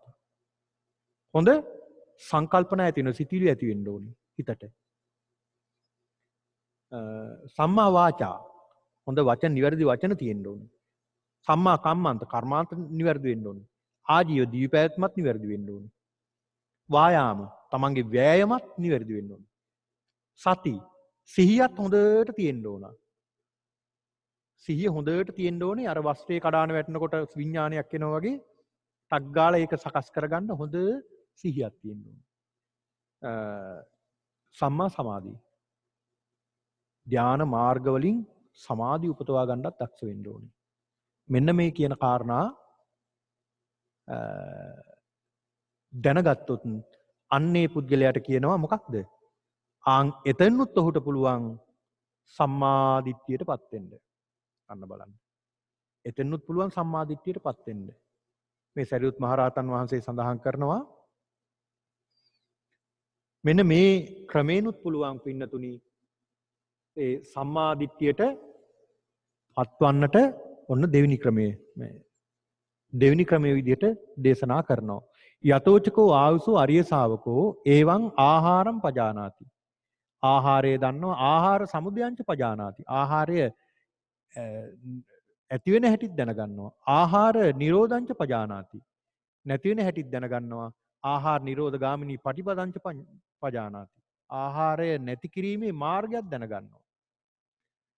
සෝ සබ්බසෝ රාගානුසයන් පහය පටිඝානුසකයන් පටි විනෝදෙත්වා අස්මින් දිට්ඨිමානුසයන් සමුහිත්වා අවිජ්ජා පහය විජ්ජං උපාදෙත්වා දිත්තේව ධම්මේ දුක්ඛසන් සන්තං කරොන්තෝ හෝති. දුක නැති කරන කෙනෙක් බවට පත් වෙනවා. එත්තාපිකෝ ආවුසෝ අරිය ශාවකෝ. එත්තාපිකෝ ආවුසෝ. එතකිනුත් මහණෙනි අරිය ශාවකෝ ආර්ය ශ්‍රාවකයා සම්මා දිට්ඨි හෝති. අන්න සම්මා දිට්ඨියට එතෙන්නුත් එන්න පුළුවන් කියලා සඳහන් කරනවා. ආගතෝ ඉමන් සද්ධම්මන්ති. මේ ධර්මය අවබෝධ කරගන්න සද්ධර්මයට පැමිණෙන්නට සම්මා දිට්ඨියටපත් වෙන්න තවත් මාර්ගයක්. මොනතරම් ලස්සනයිද නේ? කොච්චර ආශ්චර්යද? අර පහාරාද සූත්‍රය කියලා දෙනවා වගේ හැම තැනම වෙරළ තියෙනෝනේ. ඕන තැනකින් බහින්න පුළුවන් ඕන කෙනෙක්ට. තමන් කැමති තැනකින් තමන්ට බහින්න පුළුවන්කම තියෙනවා මේ මහා සමුද්‍රයට. මහා සමුද්‍ර කියලා මම උපමා කළේ නිවන ධර්මය. ඒකට බහින්න ඕන තරම් මාර්ග තියෙනවා. ඒ එක් තව මාර්ගයක්. ඉතින් ඒක නිසා ඔබ හොඳට අවධානයෙන් පසු වෙන්න ඔබේ ආහාරය ගැන. හොඳට අවධානයෙන් පසු වෙන්න ඔබේ ආහාරය ඇති වෙන්නේ මොකක් නිසාද කියලා. අපි ගන්න ආහාර දැන් කබලිකාර ආහාර ගැනත් ඒ වගේම හිතට ගන්න සිතිවිලි ස්පර්ශ විඥාන මේවා ගැනත් හොඳ අවබෝධයෙන් ඔබ පසු වෙන්න ඕනේ. හොඳට අවබෝධයෙන් ඒ ගැනම හොඳට සිතිවිල්ලෙන් ඉන්නකොට ඔබට අවබෝධ වෙන්න ගන්නවා මේ සිතිවිලි කොහොමද එන්නේ කොහොමද ක්‍රියාත්මක වෙන්නේ කියලා. අන්න ඒකයි මම සඳහන් කළේ චින්තාමය ඥානෙ හිතන්න ඕනේ. හිතනකොට තමයි තේරෙන්නේ. ඊළාට මේ ආහාර ඇති වෙන්නේ කොහොමද කියලා දැනගත්තා අපි. ඒ තමයි තෘෂ්ණාව නිසානේ මේ ආහාර ඇති වෙන්නේ. එතකොට මේ ආහාර නැති කරන්නේ කොහොමද? තෘෂ්ණාව නැති කිරීමෙන්. ආහාර නැති කිරීමේ මාර්ගය තෘෂ්ණාව නැති කිරීමේ මාර්ගය ඒ තමයි ආර්ය අෂ්ටාංගික මාර්ගය. මේ ආර්ය අෂ්ටාංගික මාර්ගයේ ගමන් කිරීමෙන් ඒ පුද්ගලයා සීල සමාධි ප්‍රඥා විමුක්ති ඥාන දර්ශනයට එළඹෙනවා. අන්න මතක තියාගන්න. සීල සමාධි ප්‍රඥා. සීලය පිරිසිදු වෙනවා. සමාධියටපත් වෙනවා. ප්‍රඥාව දියුණු වෙනවා. විමුක්තිය ඇති වෙනවා. විමුක්ති ඥානයත් ඇති වෙනවා. දර්ශනයත් පිරිසිදු වෙනවා. ඒක නිසා මෙන්න මේ ගැන හොඳට දැන් මේ පින්නතුන් අවබෝධයෙන් ඉන්න ඕනේ. අපි කරුණු දෙකක් ගැන සාකච්ඡා කළා. එකක් තමයි අකුසලය සහ කුසලය. අකුසලම් පජානාති අකුසල මූලංච පජානාති. ඒ කියන්නේ අකුසලයේ කියලා මම පින්නතුන්ට කියලා දුන්නා දස අකුසල්. මොනවද? ඒ ගැන හොඳ අවබෝධයෙන් දැනගන්නට ඕනේ මේ අකුසලයේ කියන්නේ මොකක්ද කියලා. අකුසල ඇති වෙන හේතුවක් දැනගන්න ඕනේ. හේතුව තමයි අකුසල් මුල්. කුසලයක් දැනගන්න ඕනේ කුසල මූලයක්. කුසලයේ මොකක්ද කියලා දැනගත්තා අපි කුසල මූලයක් දැනගත්තා. දස කුසල්. ප්‍රාණඝාතයෙන් වෙන්වීම, අදත්තා දාණයෙන් වෙන්වීම මම පෙර කලිනුත් මේ පින්නතුන් සඳහන් කළා. ඊළඟට අකුසල් මුල් මේ කුසල් මුල් අලෝභ ද්වේෂ සමෝහ. මේ ගැන හොඳ අවබෝධයෙන් යුක්තව කටයුතු කරන ආන් එතෙන්නුත් පුළුවන් සම්මා දිට්ඨියටපත් වෙන්න. ආහාරය ගැන දැනගත්තා නම් හොඳට ඒකිනුත් පුළුවන් සම්මා දිට්ඨි පුද්ගලයෙක් බවට පත් වෙන්නට කියන එක සඳහන් කරන හොඳයි පින්නතුනි. දැනට අපි මේ වැඩසටහන දැනට අවසන් කරනවා. ඊළාට ඔබට දැන් මේ මොහොතේ තිබෙන්නේ ගිලම්පස වැළඳීම. නැවත 2:45 වන විට මේ වැඩසටහන ආරම්භ කරනවා. නැවතත් මේ දේශනාව තමයි ඉදිරියට අපි සිද්ධ කරගෙන යන්නේ. හොඳයි, සියලු දෙනාටම තෙරුවන් සරණ ලැබේවා කියලා ප්‍රාර්ථනා කරනවා.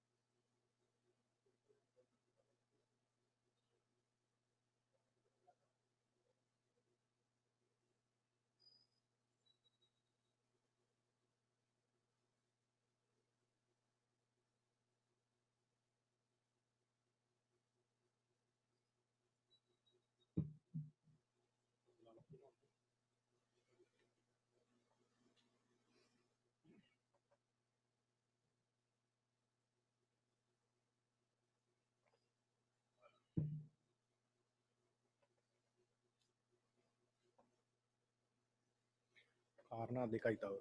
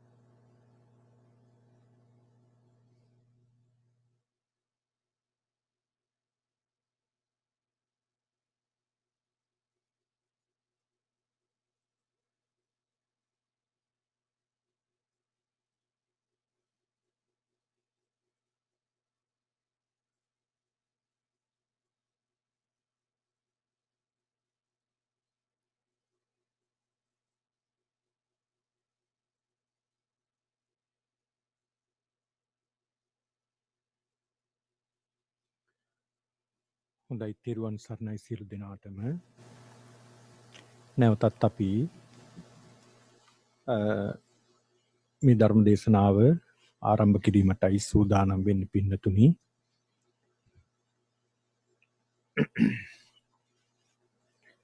අපි කාරණා දෙකක් පිළිබඳව සාකච්ඡා කරන්නට යෙදුන මේ ධර්ම දේශනාවෙන්. මේ සම්මාදිට්ඨි සූත්‍රයේදී අපි මීට පෙර සඳහන් කළ මේ ආහාර පිළිබඳව ආහාරං පජානාති ආහාර සමුදයංච පජානාති ආහාර නිරෝධංච පජානාති ආහාර නිරෝධ ගාමිනී පටිපදංච පජානාති. මෙන්න මේ කියන මාර්ගයනුත් පුළුවන්කම තියෙනවා ශ්‍රාවකයෙක්ට සම්මාදිට්ඨියටපත් වෙන්න. ඊළඟ මේ ස්වාමින් වහන්සේලා භික්ෂුන් වහන්සේලා අහනවා සාදා උසෝතිකෝ තේ බික්ඛු ආයස්මතෝ සාරිපුත්තස්ස භාසිතං අභිනන්දිත්වා. ඒ සාරිපුත්ත හාමුදුරුවන්ගේ ඒ දේශනාවට බොහොම පැහැදිලා අනුමෝදිත්වා. ඒ දේශනාව අනුමෝදන් වෙලා අනුමෝදන් වෙනවා කියන්නේ අනුව සතුටු වෙලා ආයස්මන්තං සාරිපුත්තං උත්තරින් පඤ්ඤං ආපුච්චු. මේ සාරිපුත්ත හාමුදුරන්ගෙන් තවත් ප්‍රශ්නයක් අහනවා. සියා පනාවුසෝ අඤ්ඤේපි පරියායෝ යතා අරිය ශාවකෝ සම්මාදිට්ඨි හෝති ආගතෝ ඊතං ඉමං සබ් ධම්මන්ති. ස්වාමීනි ඇවැත්නි මේ මාර්ගය හරිම පැහැදිලි. හරිම ලස්සනයි. බොහොම හොඳයි. ස්වාමීනි එතකොට මේ මාර්ගය ඇරින්න තවත් ක්‍රමයක් තියෙනවද? සම්මාදිට්ඨියට කෙනෙක්ටපත් වෙන්න පුළුවන්. කියන්නේ මේ කියපු මාර්ග දෙකට අමතරව තවත් ක්‍රමයක් තියෙනවද? තවත් තැනකින් පුළුවන් ද අපිට සම්මාදිට්ඨියටපත් වෙන්නට කියලා සඳහන් කරනවා. සරියුත් හාමුදුරුවෝ සඳහන් කරනවා යතෝචකෝ ආවුසෝ අරිය ශාවකෝ දුක්ඛංච පජානාති. දුක්ඛ සමුදයංච පජානාති. දුක්ඛ නිරෝධංච පජානාති. දුක්ඛ නිරෝධ ගාමිනී පටිපදංච පජානාති. එත්තාවතාපිකෝ ආයුසෝ අරිය ශාවකෝ සම්මාදිට්ඨි හෝති. එවත්නි තියෙනවා තවත් මාර්ගයක්. එවත්නි යම් කිසි කෙනෙක් ආර්ය ශ්‍රාවකයෙක් දුක කියන එක දන්නවද? දැනගන්නවද? දුක්ඛංච පජානාති. දුක කියන එක හොඳට දුක මොකද්ද කියලා අවබෝධයෙන් ප්‍රඥාවෙන් දැනගන්නවද? දුක්ඛ සමුදයංච පජානාති. දුක ඇතිවෙන්න හේතුව මොකක්ද කියලා හොඳට අවබෝධයෙන් දැනගන්නවද? පජානාති කියන්නේ ඒකයි. අවබෝධයෙන් දැනගන්නවා. දුක්ඛ නිරෝධංච පජානාති. මේ දුක නැති කිරීමේ නැති කරන්නේ කොහොමද කියලා දැනගන්නවද? දුක්ඛ නිරෝධ ගාමිනී පටිපදංච පඤ්ඤාපේමි. පජානාති.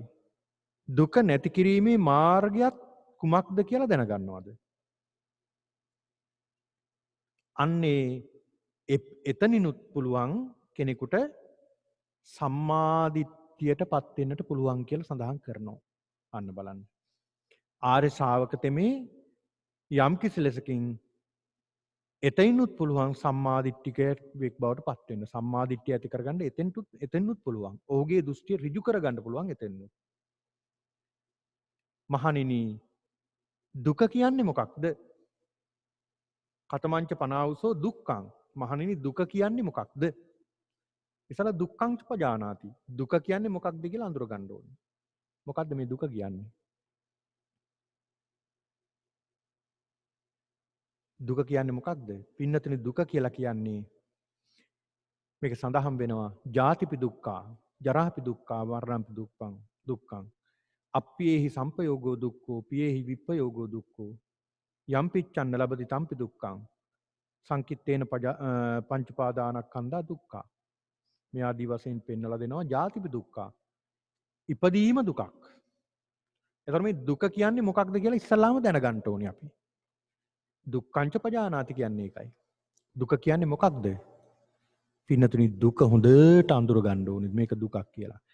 දුක දුකක් වශයෙන්ම අවබෝධ කරගන්න ඕනේ, දැනගන්න ඕනේ, අඳුර ගන්නට ඕනේ. එහෙම නැත්නම් මේ දුකෙන් මිදෙන්න බෑ. අන්න පළවෙනි කාරණාව තමයි දුක දුකක් වශයෙන් අඳුරගන්න. දුක දුකක් වශයෙන් අඳුරගන්න එක.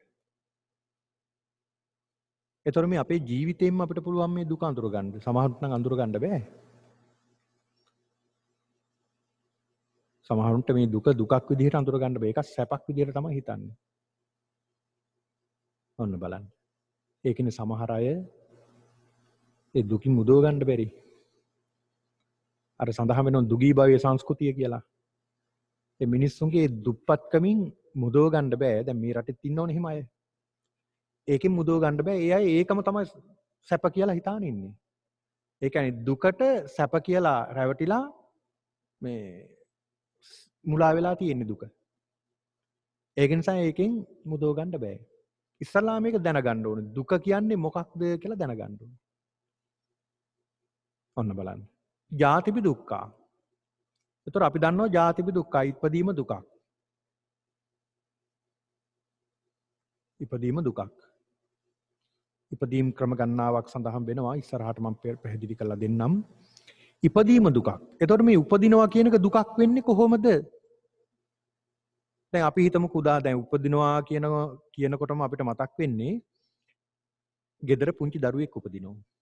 ඉතින් ඒක දුකක් වෙන්නේ කොහොමද? හරි සතුටන්නේ. ගෙදර අය පාටි දානවා. ඊළාට සමරනවා මේවා. බොහෝම සතුටු වෙනවා, hina වෙනවා, බොහෝම සතුටින්. එහෙම නැද්ද? දැන් ගෙදරක දරුවෙක් ඉපදුනහම ඉපදෙනකොට ඒ දරුවා ඉපදීම නිමිති කරගෙන හැමෝටම සතුටක් නැද්ද?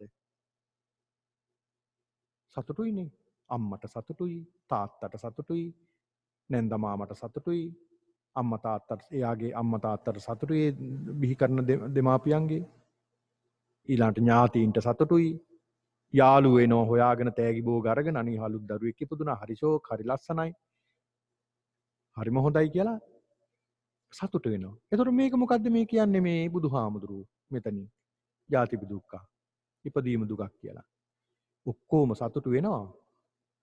හැබැයි අර දරුවා සතුට වෙනවද? දරුවා සතුට වෙන්නේ නැහැ. දරුවා කොහොමද මව් කුසෙන් එළියට එන්නේ? hina වෙවිද? නෑ hina වෙවි නෙමෙයි. ඒ දරුවා එළියට එන්නේ කොහොමද? අඬ අඬා. කිසිම දරුවෙක් hina වෙවි එළියට ඇවිල්ලා නැහැ. අඬමින් ඇවිල්ලා තියෙන්නේ එළියට. අර මව් කුසේ ඉඳගෙන එළියට එනකොට පුදුම වේදනාවක් අර මව් කුසේ. පුදුම වේදනාවකින් එන්නේ. මවටත් ඒ වගේම වේදනාවක්. දරුවෙක් බිහි කරනවා කියන්නේ තමයි කුසෙන්. පුදුම වේදනාවක්. ඊළාට අර සියුම් මේ ශරීරය අපේ ගොරෝසු අත්වලින් අහු වෙනකොට දැලිපිහියකින් කපනවා වගේ වේදනාවක් එනවා කියනවා දරුවට. ඔන්න බලන්න. ඒ තරම් වේදනාවක් දුකක් මේ ඉපදීම. මවටත් එහෙමයි ඊට වැඩිය දරුවට. දස මාසයක් කුසේ අතපය අකුලවගෙන ඉන්නවා කියන්නේ මොන වේදනාවක්ද? ඔය ඉඳලා මව් කුසෙන් බිහි වෙනකොටත් මොන තරම් වේදනාවක් ඇති වෙනවද? ඊළඟ මේ දරුවාට ටිකක් කතා කරගන්නකම් මේ දරුවට ලෙඩක් දුකක් තිබ්බට කියන එකක්ද? කියන්න පුළුවන් දරුවට බෑ. මොන දුකක්ද ඒකනේ? කතා කරලා කියන්න අම්මේ තාත්තේ මට මේ මෙහෙම ලෙඩක් තියෙනවා කියලා මේ දරුවා අඬනවා එක විතරයි කරන්නේ. තේරෙන්නේ නැහැ මේ දරුවට කියන්න. මේ දරුවට කියන්න බෑ. අඬන එක තමයි කරන්නේ. ඔන්න බලන්න. දුක දුක්ඛම් පජානාති. ඒතොර ඉපදීම දුකක්. ඒතොර තව ටිකක් අපි ගැඹුරට බලන්න ඕනේ මේ ඉපදීම ගැන.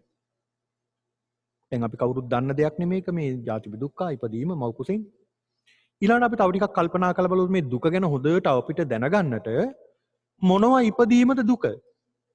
ඔබට මොනවද ඉපදිලා තියෙන්නේ? ඒතර උපදිනවා කියන්නේ මොනවද මෙතන? ඔබට ඉපදිලා තියෙනවා ඇහැක්. ඔබේ උපතත් සමග ඔබට ඉපදිලා තියෙනවා ඇහැක්. ඇහැ ඉපදීමම දුකක්ද සැපක්ද? ඇහැ ඉපදීමම සැපද දුකක්ද? දුකක්. ඇයි දුකක් වෙන්නේ? දැන් ඔය ඇත්තන්ට මම කියනවා දැන් මාව මේ සියලු දෙනාටම පේනවා ඇතිනේ.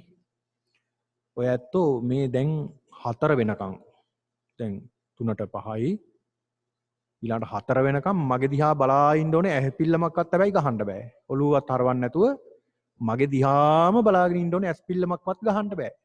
පුළුවන්ද කරන්න ඕක? ඇස්පිල්ලම්වත් ගහන්න නැතුව මන් දිහා බලා ඉන්න පුළුවන්ද බන අහන්න පුළුවන්ද මේ දිහාම බලාගෙන? බෑ පින්නතුනි. ඇයි බැරි? දුකයි නේ. අපි ඇස්පිල්ලම් ගහන්නේ මොකද?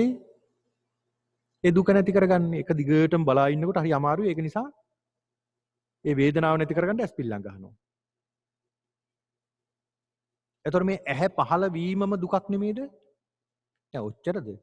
ඒ විතරක් නෙවෙයිනේ මේ ඇහැ නිසා මොනතරම් දුක් වේදනා අපි ඇති කරගන්නවද? ඇහෙන් රූප දැකලා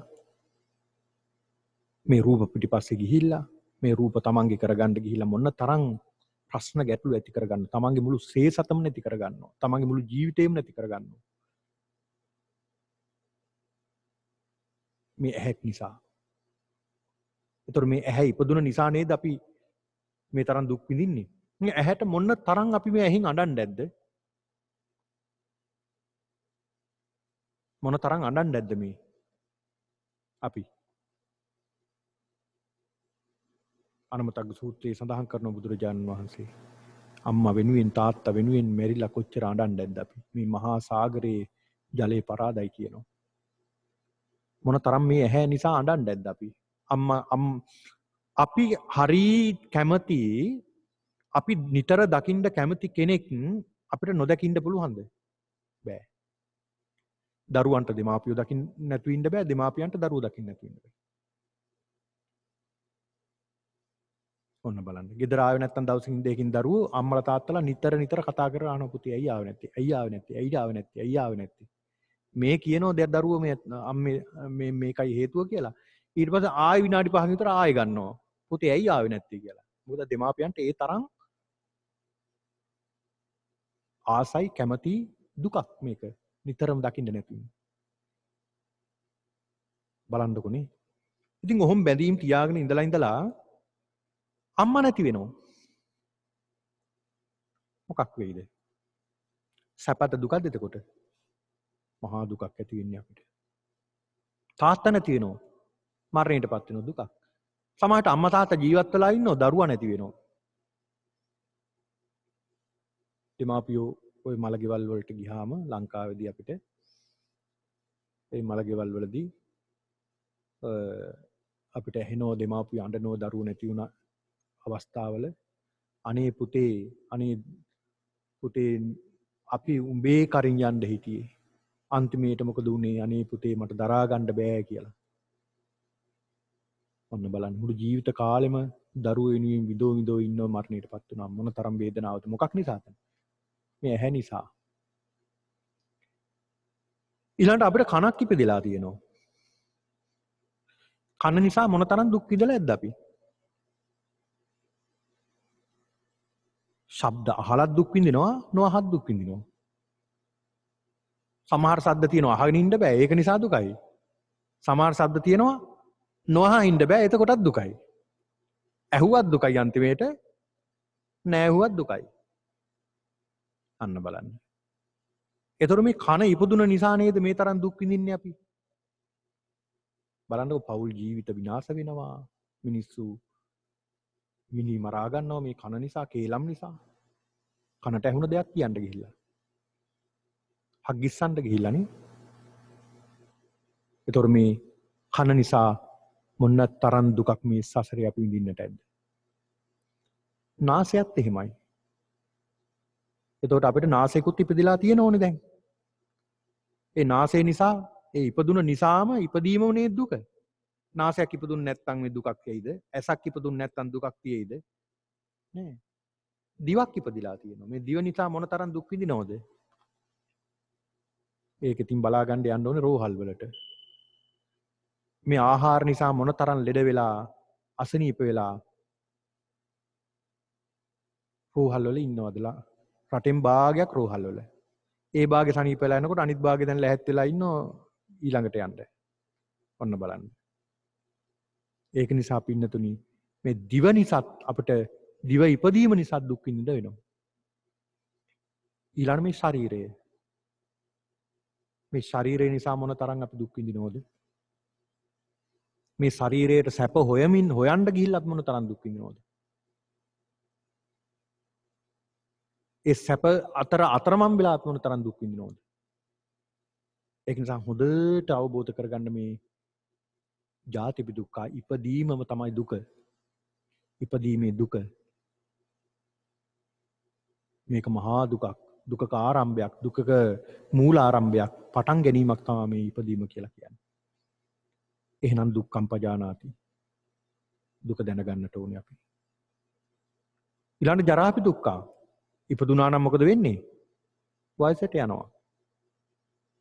මේ ශරීරයේ කවදාවත් වයසට යනවා කියලා ප්‍රාර්ථනා කළාට තියෙන්නේ නැහැ ওই තියෙන විදිහට. ඔක ටික ටික යනවා. කළු පාට කෙස් සුදු පාට වෙනවා. දත් එක එක හෙලවෙන්න ගන්නවා. මුලින් නම් ඉතින් කෙස් ගහක් දෙකක් තුනක් ඉතින් පැහෙනවා. පැහෙනකොට ඕක දකින්නකොට මොකද කරන්නේ? ගලවලා හිමීට කාටවත් පේන්නේ නැති වෙන්න ගලවලා දානවා. කෙස් ගස් දෙක තුනක් පැහිලා තියෙනකොට හිසේ ඕක හිමීට කාටවත් පේන්නේ නැති වෙන්න ගලවලා දානවා. ඒ ගලවනකොට තව ටිකක් ඊට වැඩිය දෙතුන් ගුණයක් පැහිලා. ඊට පස්සේ බලනවා මේක ගලවලත් මේක ඉවර කරන්නත් බෑ. ඊට පස්සේ ඩයි ගන්නවා. කළු පාට කරන්න ගන්නවා. ඒකත් ටික කාලයක් කරලා ඕකත් එපා වෙනකොට ඒකත් අතලා ඕ වෙන දෙයක් වෙච්ච ආය කියලා අතහැරලා දානවා. ඔන්න බලන්න. වයසට යනවා. ජරාවටපත් වෙනවා. ලස්සන්ට තියෙන මේ දත් ටික එක එක හෙලවෙනවා. ගැලවෙනවා. නවත්තන්න පුළුවන්ද? නවත්තන්න බෑ. ලස්සන්ට තියෙන මේ ශරීරය ටික ටික ටික ටික රැලි වැටෙන්න ගන්නවා. ටික ටික රැලි වැටිලා අපි අඩපණ වෙනවා. හොඳට තිබුණ අතපය ක්‍රියාත්මක කරන්න බැරුව යනවා.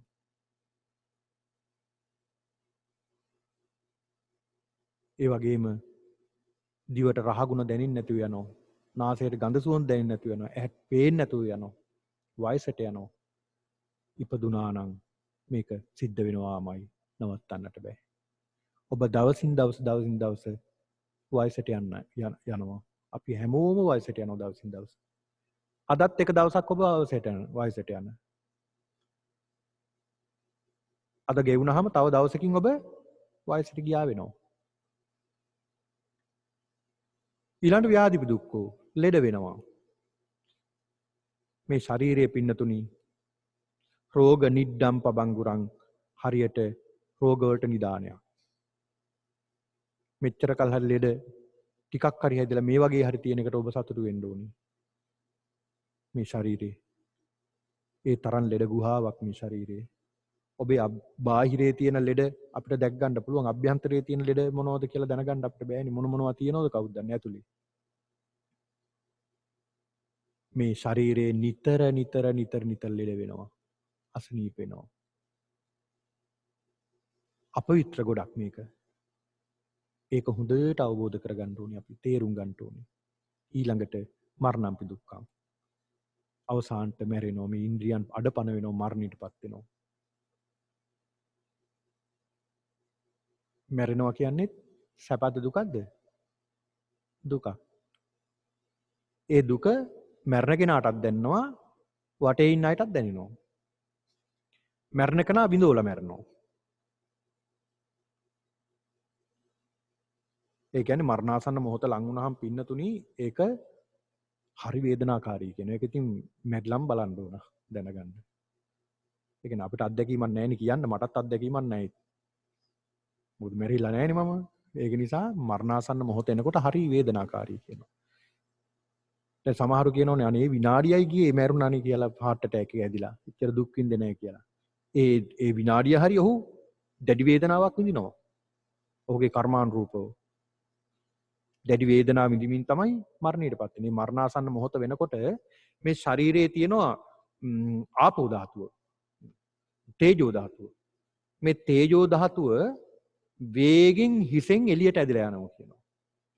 ඒ කියන්නේ ශරීරයේ උෂ්ණත්වය ඇදලා යනවා එළියට. එතකොට පින්නතුනි දැනෙන වේදනාව මෙච්චරයි කියන්න බෑ කියනවා. ඔක සඳහන් වෙනවා සූත්‍ර කීපයකම.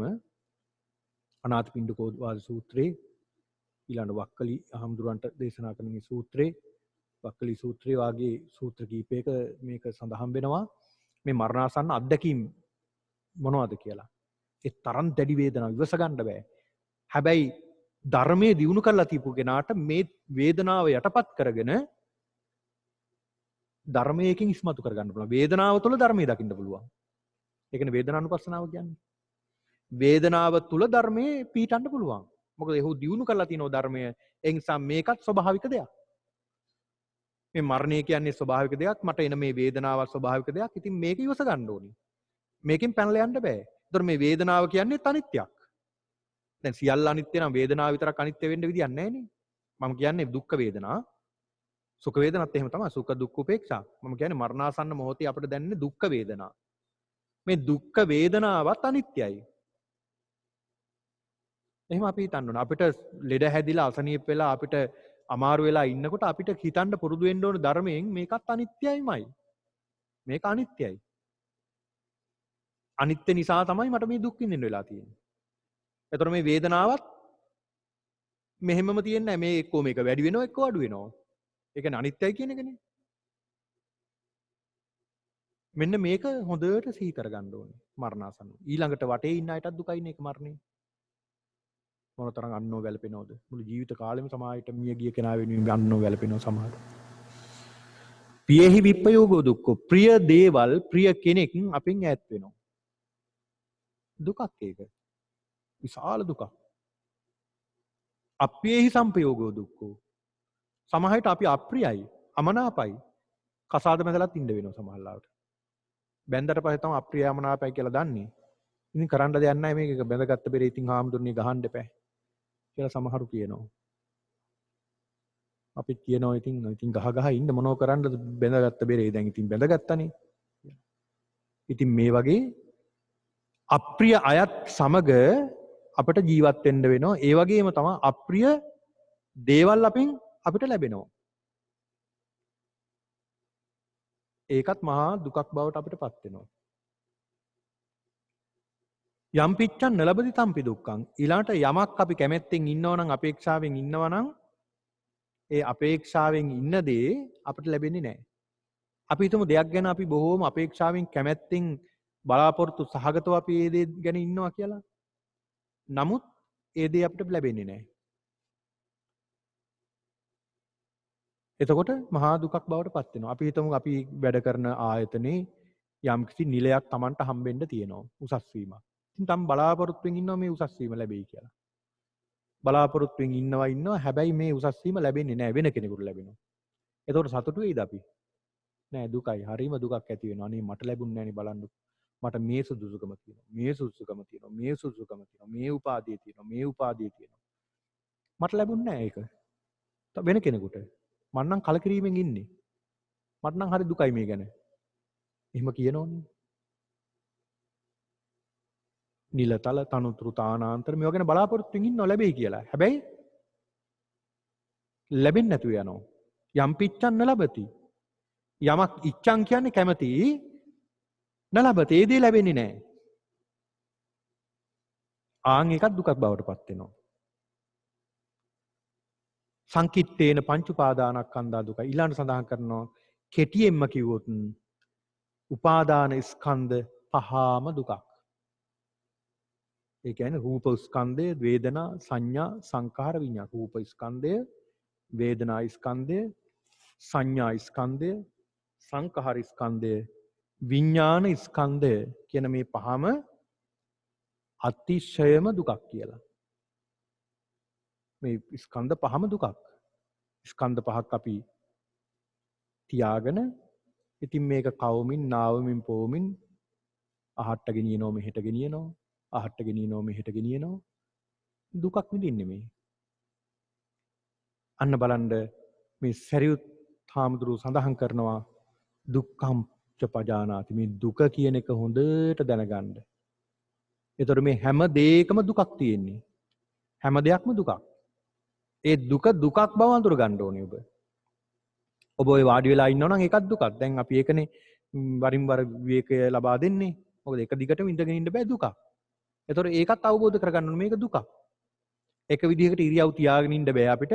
ඉරියව් මාරු කරනවා. ඒකත් දුකක් නිසා.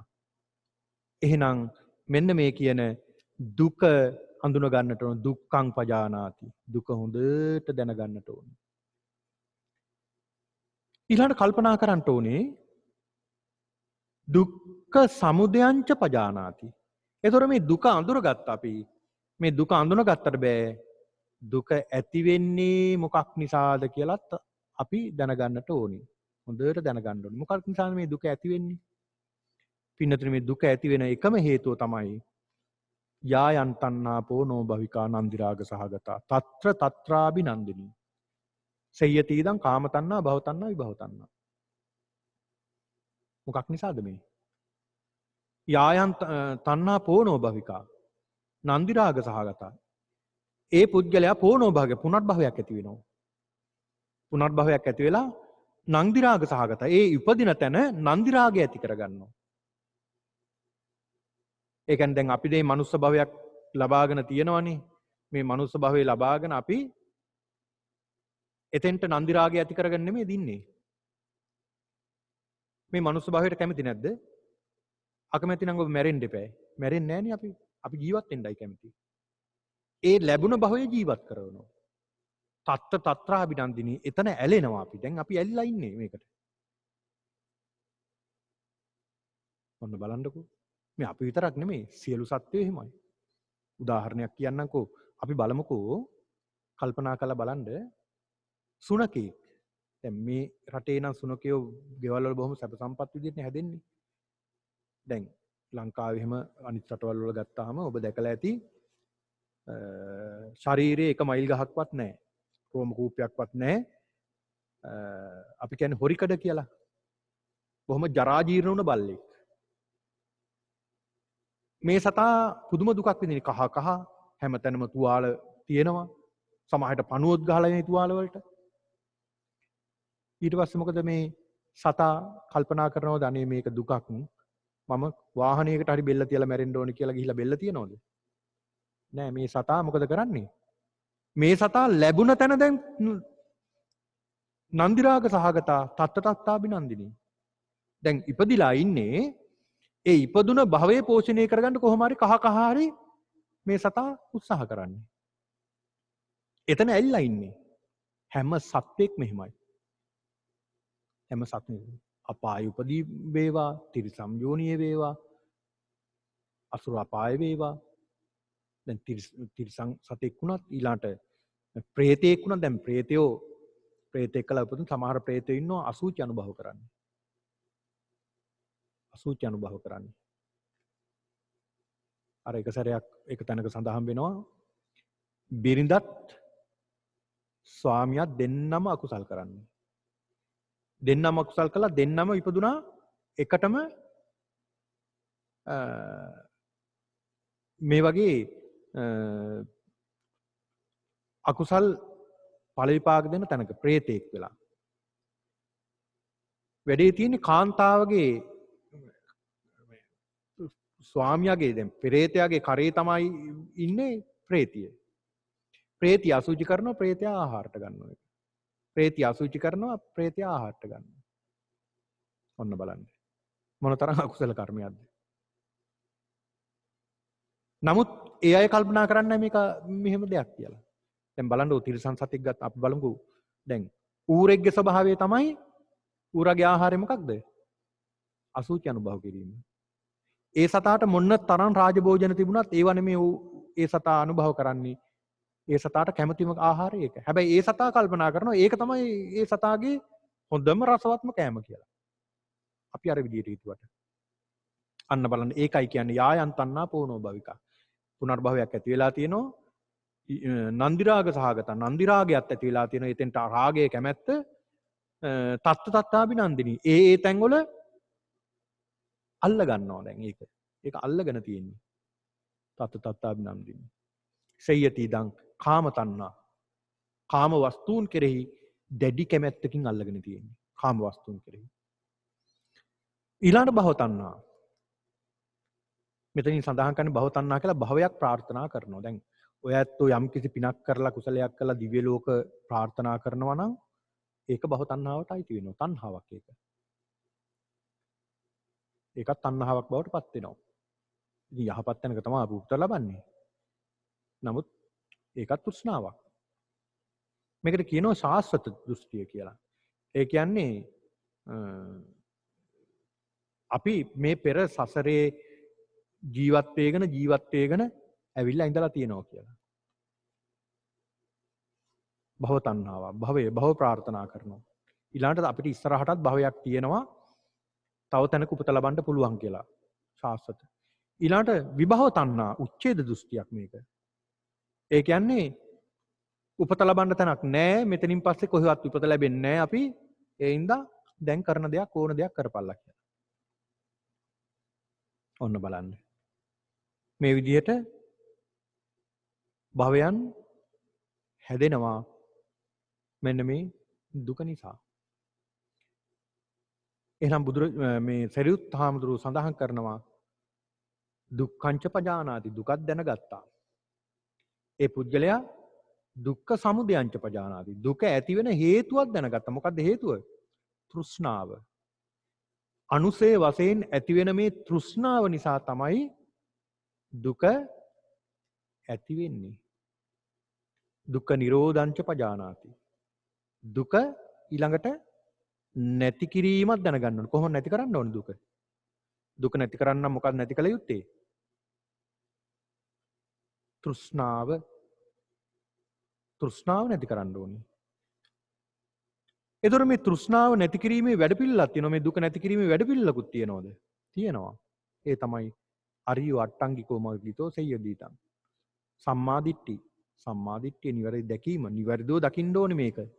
දුක කියන එක නිවැරදිව දැක ගන්න ඕනේ. නිවැරදිව දැක්කොත් තමයි ඒකෙන් වළකින්නට පුළුවන්. සම්මා සංකප්ප. නිවැරදි සංකල්පනා. සම්මා වාචා. නිවැරදි වචන තියෙන්න ඕනේ. කම්මන්ත. ආජීව. වායාම.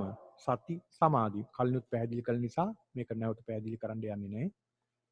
ඉතින් මෙන්න මේ කියන කාරණා ටික හොඳට දැනගත්තාම මහණෙනි ඒ භික්ෂුව දුක්ඛංච පජානාති.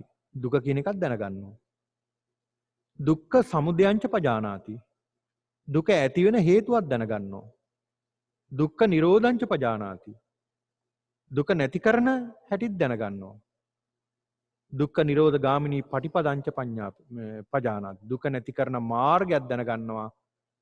ආන් එතනින්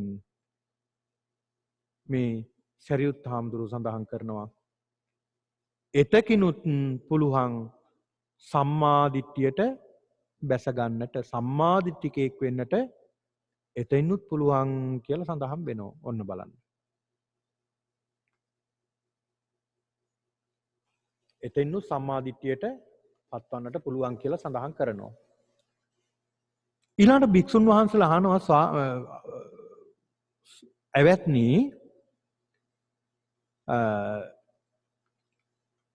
ඊතා මැනවි බොහොම ලස්සනයි. ආයුෂ්මත් සාරිපුත්ත ස්ථවිරයන් වහන්සේගේ මේ දේශනාව හරිම ලස්සනයි. අපි බොහෝම ලස්සනට මේක අහගෙන හිටියා. සාරිපුත්ත ස්ථවිරයන් වහන්සේ බොහෝම ලස්සනට පැහැදිලි කළා මේ කාරණාව. මේ සම්මාදිට්ඨියට පත් වෙන්නේ කොහොමද කියලා.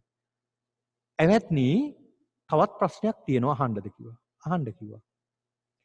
ඇවැත්නි යම් විදිහකට ආර්ය ශ්‍රාවක තෙමේ ආර්ය ශ්‍රාවකයා සම්මාදිට්ඨිකයෙක් බවට පත් වෙනවද? ධර්මයේ දකින්නවද? නිර්වාණ ධර්මයට පැමිණෙනවද? මේ ක්‍රමයේ ඇරෙන්න තවත් ක්‍රමයක් තියෙනවද කියලා ඇහුවා. ඇවැත්නි තියෙනවා තවත් ක්‍රමයක්. ඇවැත්නි තවත් ක්‍රමයක් තියෙනවා මේකට. මොකක්ද ඒක? යතෝචකෝ ආයුසෝ අරිය ශාවකෝ ජරා මරණංච පජානාති. ජරා මරණ සමුදයංච පජානාති. ජරා මරණ නිරෝධංච පජානාති. ජරා මරණ නිරෝධ ගාමිනී පටිපදංච පජානාති. එත්තාවතාපිකෝ ආයුසෝ අරිය ශාවකෝ සම්මාදිට්ඨි හෝති. අන්න තවත් ක්‍රමයක් තියෙනවා. මොකක්ද ඒ ක්‍රමේ? ඇවැත්නි ජරා මරණය යම් කිසි කෙනෙක් දැනගන්නවද මොකද්ද මේ ජරා මරණය කියලා හොඳට අවබෝධයෙන් දැනගන්නවද? ජරා මරණ හට ගැනීමේ හේතුවක් දැනගන්නවද? ජරා මරණ නැති කරන ක්‍රමයක් දැනගන්නවද? නැති කරන මාර්ගෙත් දැනගන්නවද? එතකිනුත් පුළුවන් මේ ආර්ය ශ්‍රාවකයාට සම්මාදිට්ඨියට පත්වන්නට කියලා සඳහන් වෙනවා. මොකද්ද මේ ජරා මරණ? ජරා මරණංච පජානාති. ජරා මරණ ගැන දැනගන්නට ඕනේ. මොකද්ද මේ ජරා මරණ කියලා? මේක සඳහන් වෙනවා පින්නතුනි. කතමංච පනාවුසෝ ජරා මරණං. ජරා මරණ කියන්නේ මොකක්ද?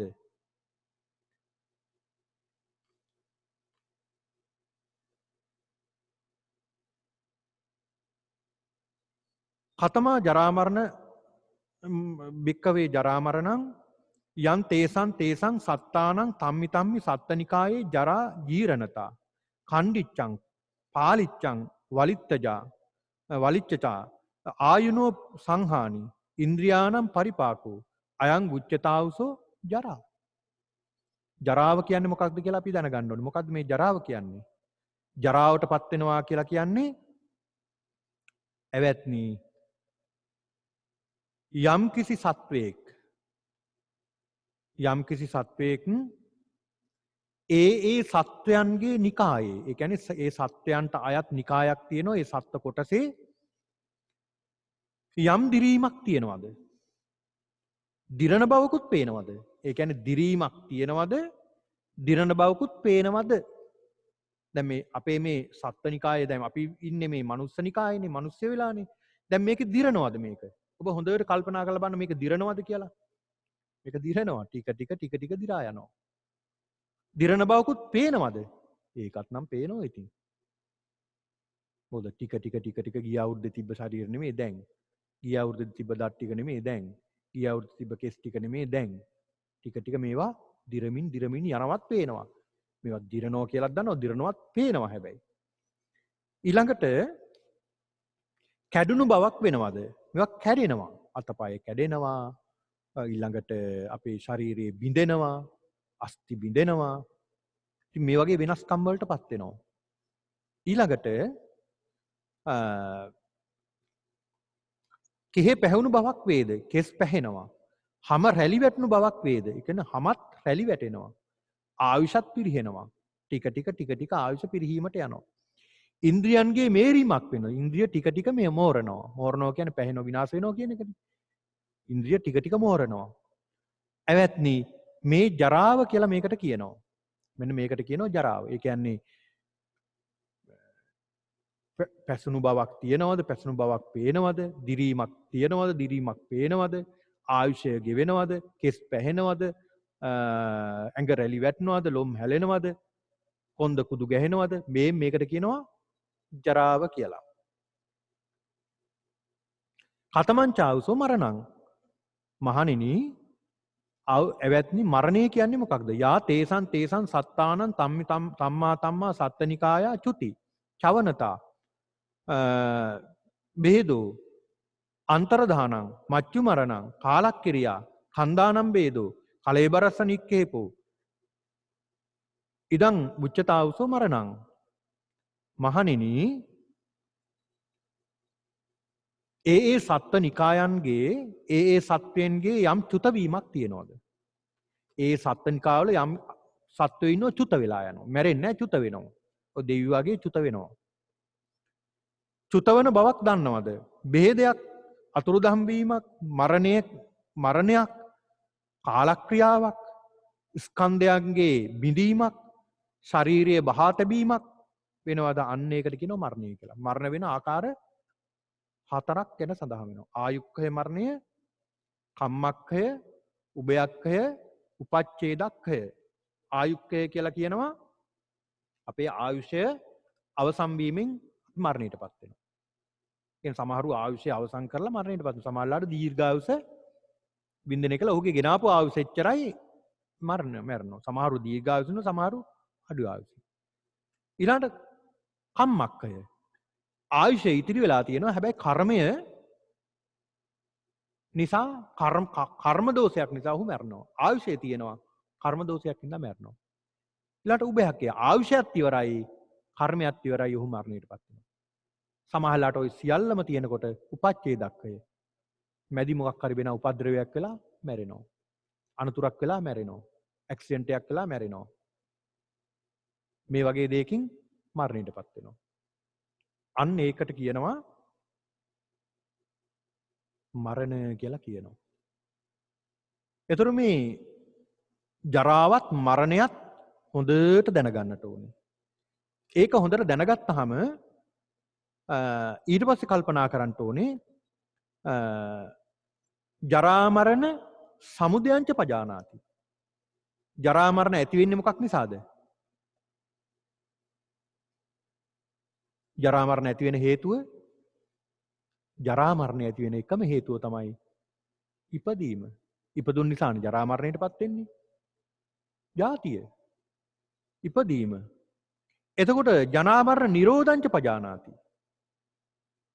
දැන් ඇහැ ඉපදුන නිසා ජරාවටපත් වෙනවා, මරණයටපත් වෙනවා. කන ඉපදුන නිසා ජරාවටපත් වෙනවා, මරණයටපත් වෙනවා. නාසය ඉපදුන නිසා ජරාවටපත් වෙනවා, මරණයටපත් වෙනවා. දිව ඉපදුන නිසා ජරාවටපත් වෙනවා, මරණයටපත් වෙනවා. ශරීරයේ තියෙන නිසා ඉපදුන නිසා ජරාවට සහ මරණයටපත් වෙනවා. ඔන්න ඕක අවබෝධ කරගත්තාම එතකොට සඳහන් කරනවා ජරා මරණ නිරෝධංච පජානාති. ජරා මරණ නැති කරන්න මොකද කරන්න ඕනේ? ඉපදීම නැති කරන්න ඕනේ. ජාතිය නැති කරන්න ඕනේ, ඉපදීම නැති කරන්න ඕනේ. ඉපදීම නැති කළොත් තමයි ජරා මරණය නැති කරන්න පුළුවන් එකම ක්‍රමය. ජරා මරණ නිරෝධ ගාමිනී නිරෝධ මග්ගංච පජානාති. එතකොට මේ ජරා මරණය නැති කරන්න මාර්ගයක් තියනවද? තියෙනවා.